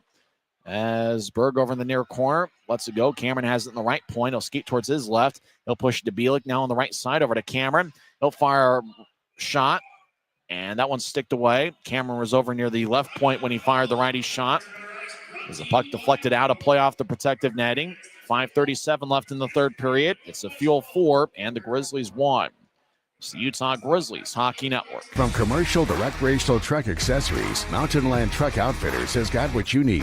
Flatbeds, spray and bed liners, lifts and leveling kits, wheels and tires. Mountain Land Truck Outfitters proudly uses a brand you know and trust. And with our experienced, knowledgeable, and friendly staff, your visit here will be informative and enjoyable. Stop into our convenient location in Provo at 265 South 100 West or call 801-225-4637 to get a quote for your fleet or individual truck.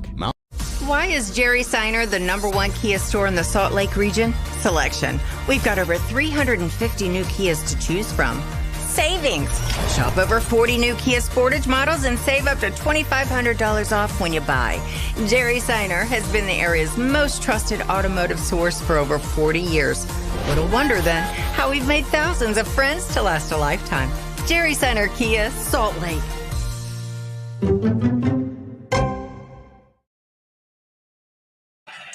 Well, we're about 2 hours and 30 minutes into this game. Time of day is 9:38 up and down the Wasatch Front. Central Time Zone, it's 10:38 here on this Saturday night. Crowd of 4,191. Seen the Fuel lead 4-1. Indy has outshot Utah 7-2 here in the third period. Kevin Lombardi has 2 goals. Cam Hausinger and Colin Bielik also have goals for Indy. Fuel win the drop. Cameron fires towards the net from the left point. It's blocked. Gallant gets pushed down. Adam Berg with the puck. As he'll fire it off the near wall. Cameron trying to reach, but he'll just chase after it and get it in the near circle of the Fuel zone. Indy skating from left to right as Cameron was looking for Maximovich at center ice. And icing is called as Maximovich just couldn't reach his stick far enough to accept the pass from Cameron. Next week, the Grizzlies will face the defending Western Conference champion Kansas City Mavericks. That'll be a fun one. Wednesday will be the first of 10 regular season meetings between the clubs. Utah will have 5 games against Kansas City this year at Maverik Center and 5 games over at Cable Dahmer Arena. Tonight is the third and final game of the Grizzlies season series against the Indy Fuel. Fuel will have their home opener. That's right, their home opener is next Friday against the Iowa Heartlanders. This is the 15th and final game of their road trip. As Bielik gets the puck down the middle, take a righty shot that goes high.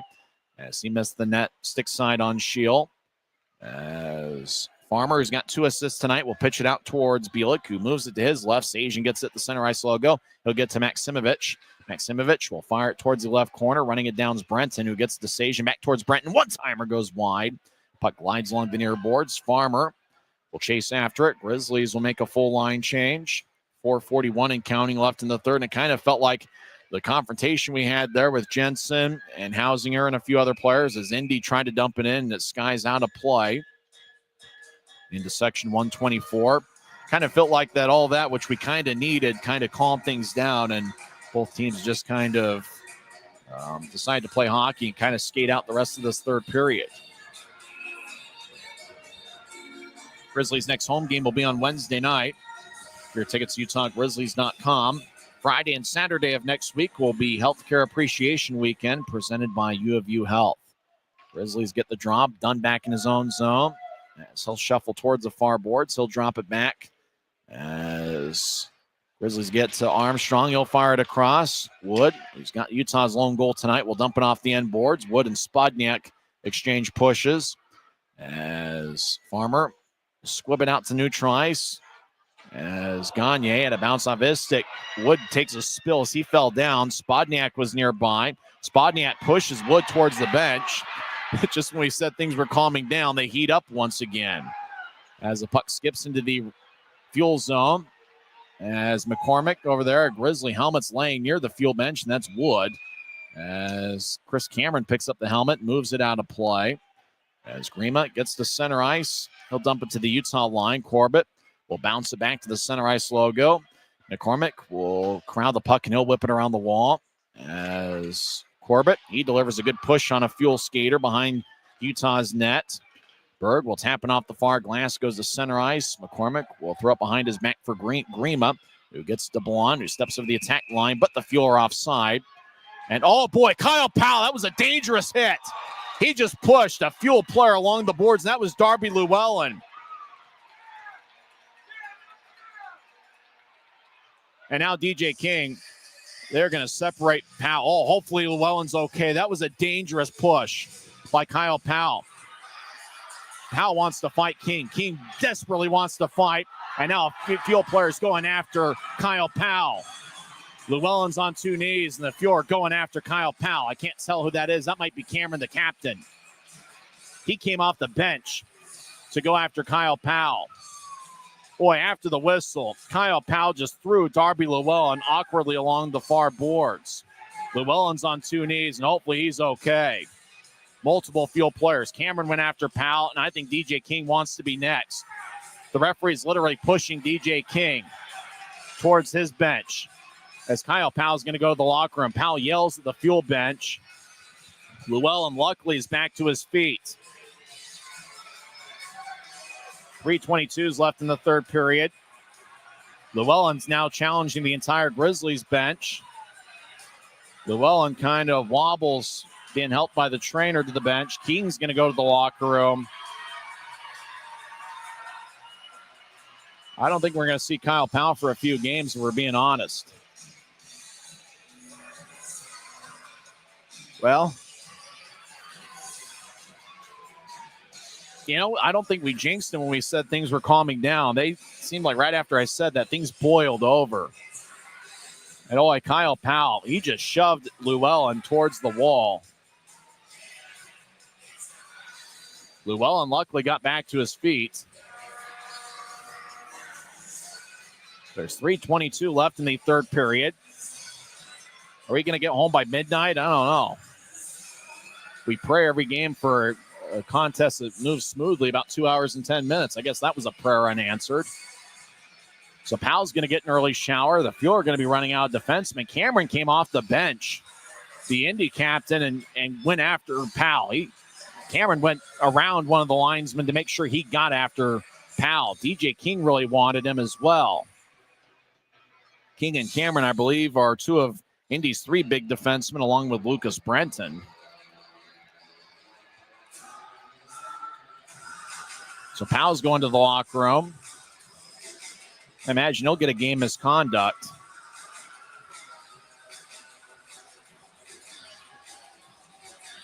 Fun at the old hockey game, it looks like. Fuel lead 4-1.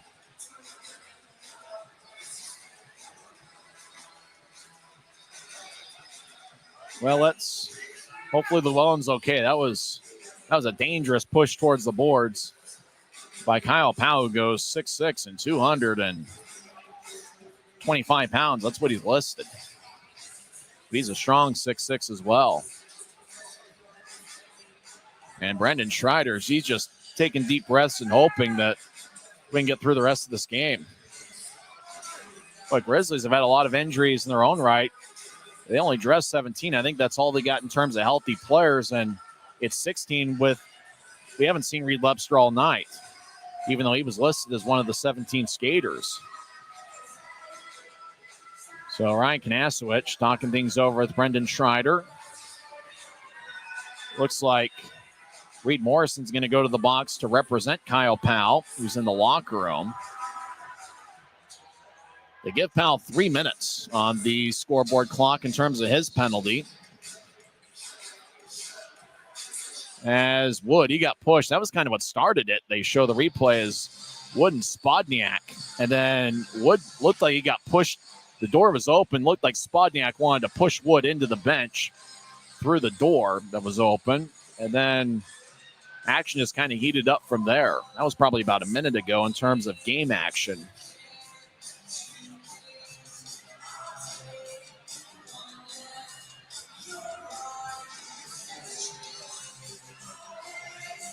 Referee now talking with Adam Scheel. There's 3 minutes on the clock for Kyle Powell. Fairbrother's walking to the locker room as well as he slams his stick as he's entering the locker room. I wonder if Fairbrother got the gate as well. Yeah, we're skating 5-on-3, it looks like. Now 5-on-4 as Dunn enters. And this has been, Grizzlies were kind of a frustrated team going into this series after a 1-5-1 road trip. It is even more so after what has been a tough series against Indy. Dunn clears the puck all the way towards Verbetic.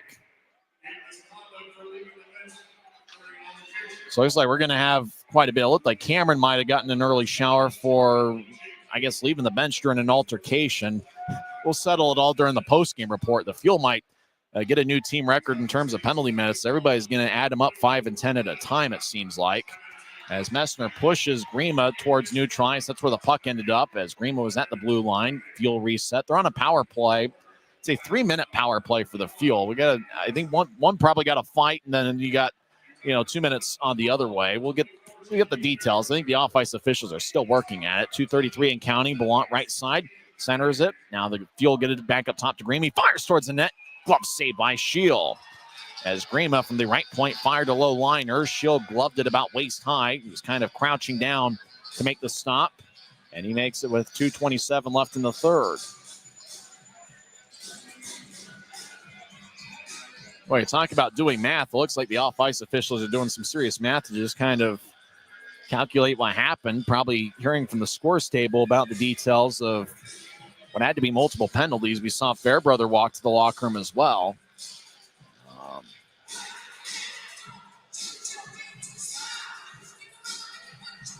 As the draw won by Indy. Farmer over to Spodniak. He's in the left point. Fires towards that. Got redirected by Sajan's stick onto Shield, who brushed it away. Sajan trying to get it to Spodniak. And it looks like we got an encyclopedia worth of penalties. We'll see if we can get to it during the next whistle. There's 2:10 left. We might not get one. Looks like King got 2 minutes for unsportsmanlike and a 10-minute misconduct. Not a game, but obviously late in the third period, he's gone. And then Cameron got 5 for fighting. He got a game misconduct for leaving the bench. As Grizzlies clear it back towards Verbetic. Stop it to the left of his crease. Fairbrother got a 10-minute misconduct. That's why we saw him go to the locker room. Powell got 5 for fighting, a 10-minute misconduct, and a 5-minute cross-check. It's probably a major.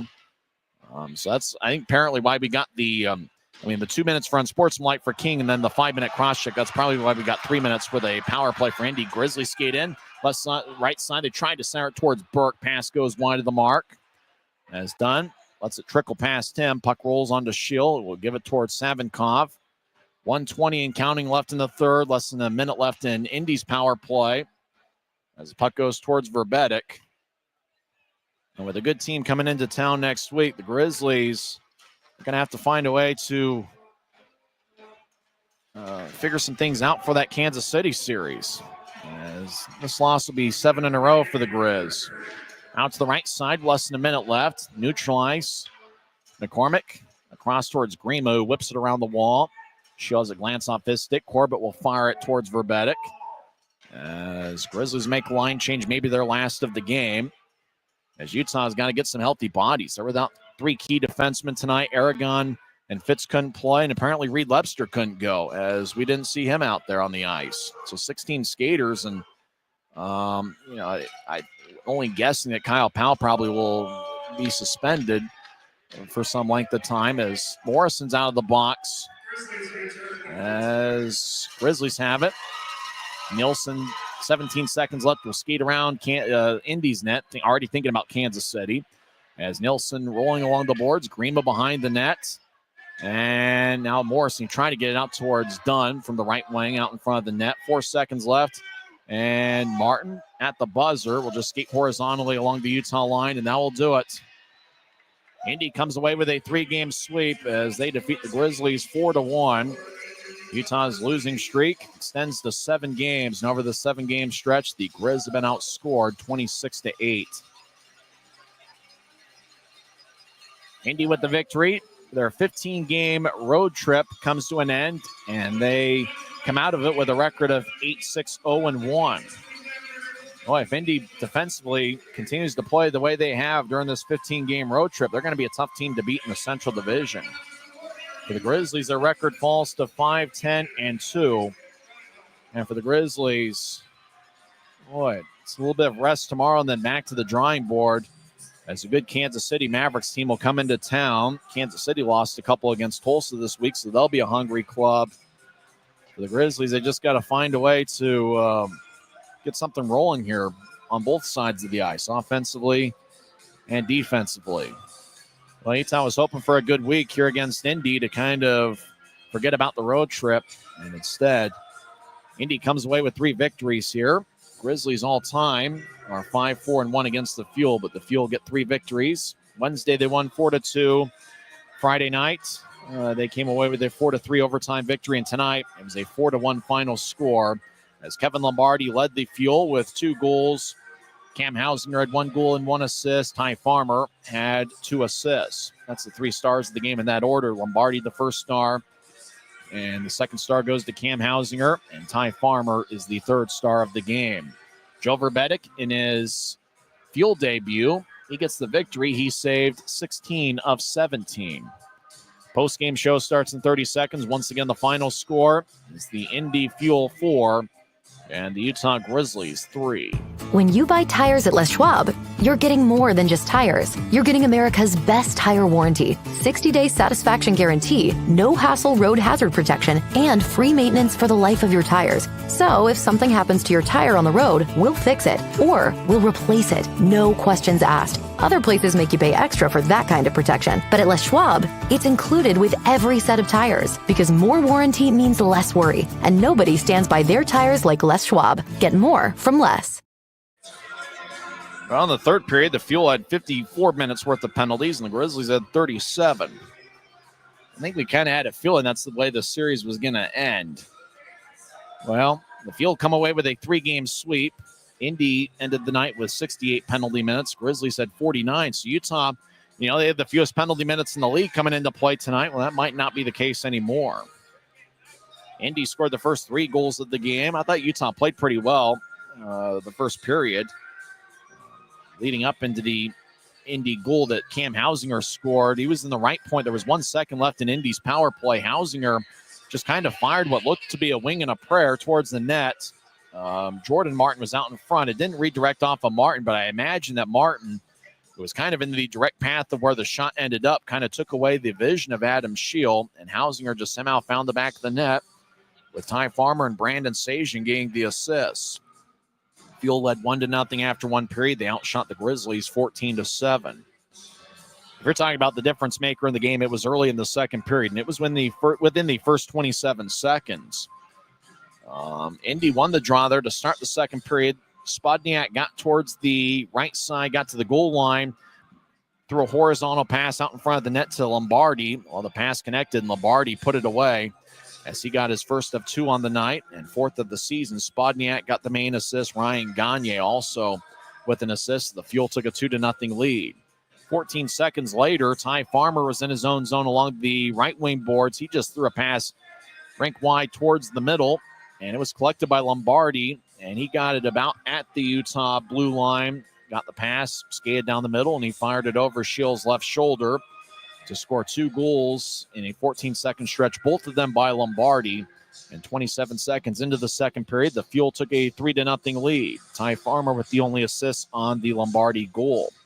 Grizzlies got on the board. A really good hustle play by Craig Armstrong as he bounced the puck off the near boards towards the Fuel zone, got around a Fuel defender, got the puck, slid it about 5 feet to his left to Wood. Puck was kind of wobbling towards Wood, but he was able to get enough of it to fire the puck past Joe Verbetic and past the goal line as Utah cut into the Indy lead, making it 3-1. That was the only goal allowed by Verbetic, who I believe was making his Fuel debut tonight. He saved 16 of 17. Fuel outshot the Grizzlies 14-8 in the second period. And after 2 frames, it was Indy 3, Utah 1. The only goal scored in the third period was by Colin Bielik. He scored his 3rd of the year. At least that's what the pronunciation guide says that his name is said. I hope I was saying it right all series. Maximovich and Hausinger picked up the assist. That was 1:03 into the third period.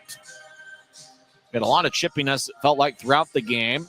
7:47 into the third. Bielik picked up a fighting major. Hausinger got a 2-minute unsportsmanlike conduct penalty. He got a 10-minute misconduct and a 10-minute game misconduct. Fairbrother got a rough at that same point, and Jensen got a fighting major.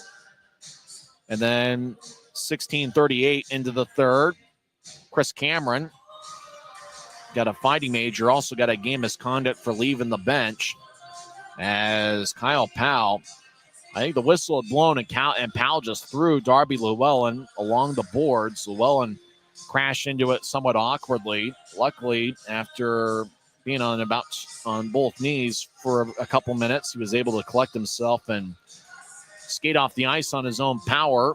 I think he ended up returning to the game, if I remember right. So hopefully he's all right. Powell got a cross-checking major, got a fighting major, and a game misconduct. At that same point, Cameron also, the 5 and the 10. DJ King really wanted to get after Powell, but just couldn't get around one of the linesmen. He got a 2-minute unsportsmanlike minor, and he also got a misconduct, a 10-minute misconduct. He didn't get a game misconduct, but obviously there was more time in the misconduct to serve than there was time left. Then after that, it seemed like the last 3 minutes kind of calmed down a little bit as Indy comes away with a 4-1 victory. Fuel ended up with 68 minutes worth of penalties, and the Grizzlies had 49 minutes. And I think for the Grizzlies, knowing that it was a tough 7-game road trip that they were coming back from this week, where they got a record of 1-5-1, well, the Grizzlies were hoping that this would be the week that they can kind of get back in the right, get back on the right track. Indy's a good team, but they were a club coming into play that, statistically hadn't done much offensively. They've been a great defensive team. They allow 23 shots per game, and that's about what they allowed, if not even less than that in this series per game. The Fuel in all 3 games dominated the shot count, and tonight they really did so with a 37-17 edge. Grizzlies have lost 7 in a row, and they've been outshot badly in just about all 7 games. And so for the Grizzlies, I know that they're without quite a few players. You don't want to make it sound like an excuse, but when, Brian Young goes out 7 games ago, he's missed 7 games now. Grizzlies have lost them all. Shearer, he's been out the last 4 games, with this being the 4th game, and the same thing is the case with Derek Daschke. He's one of the best defensemen in the league. Statistically, even coming into play tonight after missing 3 straight games, he's got 15 points and 12 assists. Both of those categories, he's tied for 3rd among all league defensemen. So you don't have those guys. Obviously, it's pretty tough. And then when you consider that Dylan Fitz, really in these type of games, games that are physical and you have to play through contact, Fitz, usually plays well in those kind of games. He's missed 4 straight games. He missed this entire series. Aaron Aragon got hit on Wednesday, which I think was part of why some chippiness kind of lingered through the last 2 games. He played Wednesday but didn't play Friday and didn't play again tonight. I don't know if it was related to anything, but Reed Lepster was listed as being among 17 skaters tonight. We didn't see Reed Lepster tonight. It looked like the Grizzlies were going with 10 forwards and 6 defensemen, and that's because everybody else couldn't play. They couldn't play because of injuries.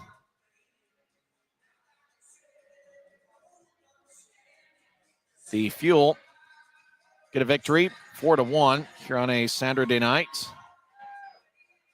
And let's go over the 3 stars. We mentioned it kind of briefly. Ty Farmer, he's the 3rd star. He had 2 assists. Cam Hausinger had 1 goal and 1 assist and 22 minutes worth of penalties. He broke a Fuel single game record with 32 penalty minutes. That was on Wednesday night. Hausinger with another 22 tonight. He's the number 2 star. And Kevin Lombardi with 2 goals. He was a +2 and had 5 shots. He is the number 1 star of the game. Because of all the extra stuff, time of game was 2 hours and 40 minutes. Crowd 4,191. Now the Grizzlies will be back here on Wednesday night to start a 3-game series with the Kansas City Mavericks.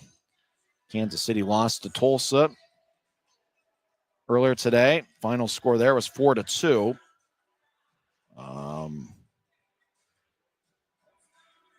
So we'll see what happens here next week.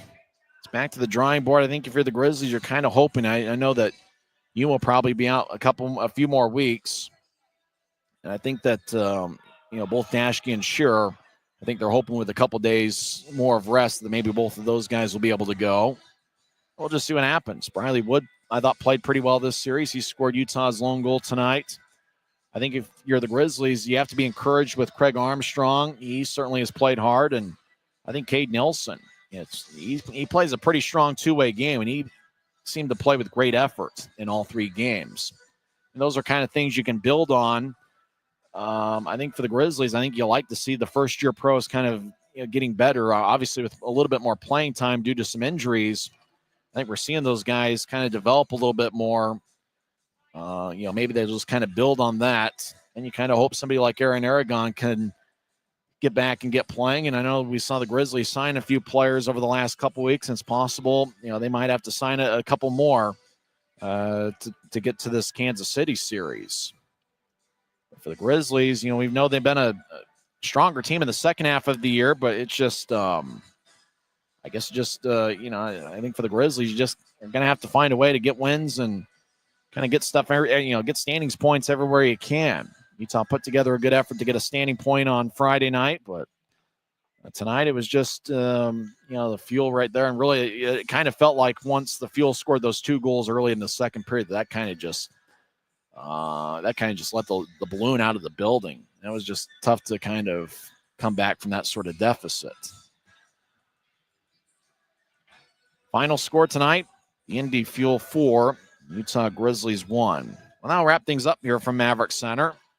Hope you enjoyed the broadcast and not necessarily the final outcome, although with Indy not having road broadcasts, I'm sure they're going to enjoy having Andrew Smith, who's a pretty good broadcaster. He'll be calling the home games for Indy, and I'm sure he's looking forward to next Friday night, where the Indy Fuel will have their home opener in their brand new building, Fisher's Event Center. That's going to be on Friday, December 6th, as they take on the Iowa Heartlanders.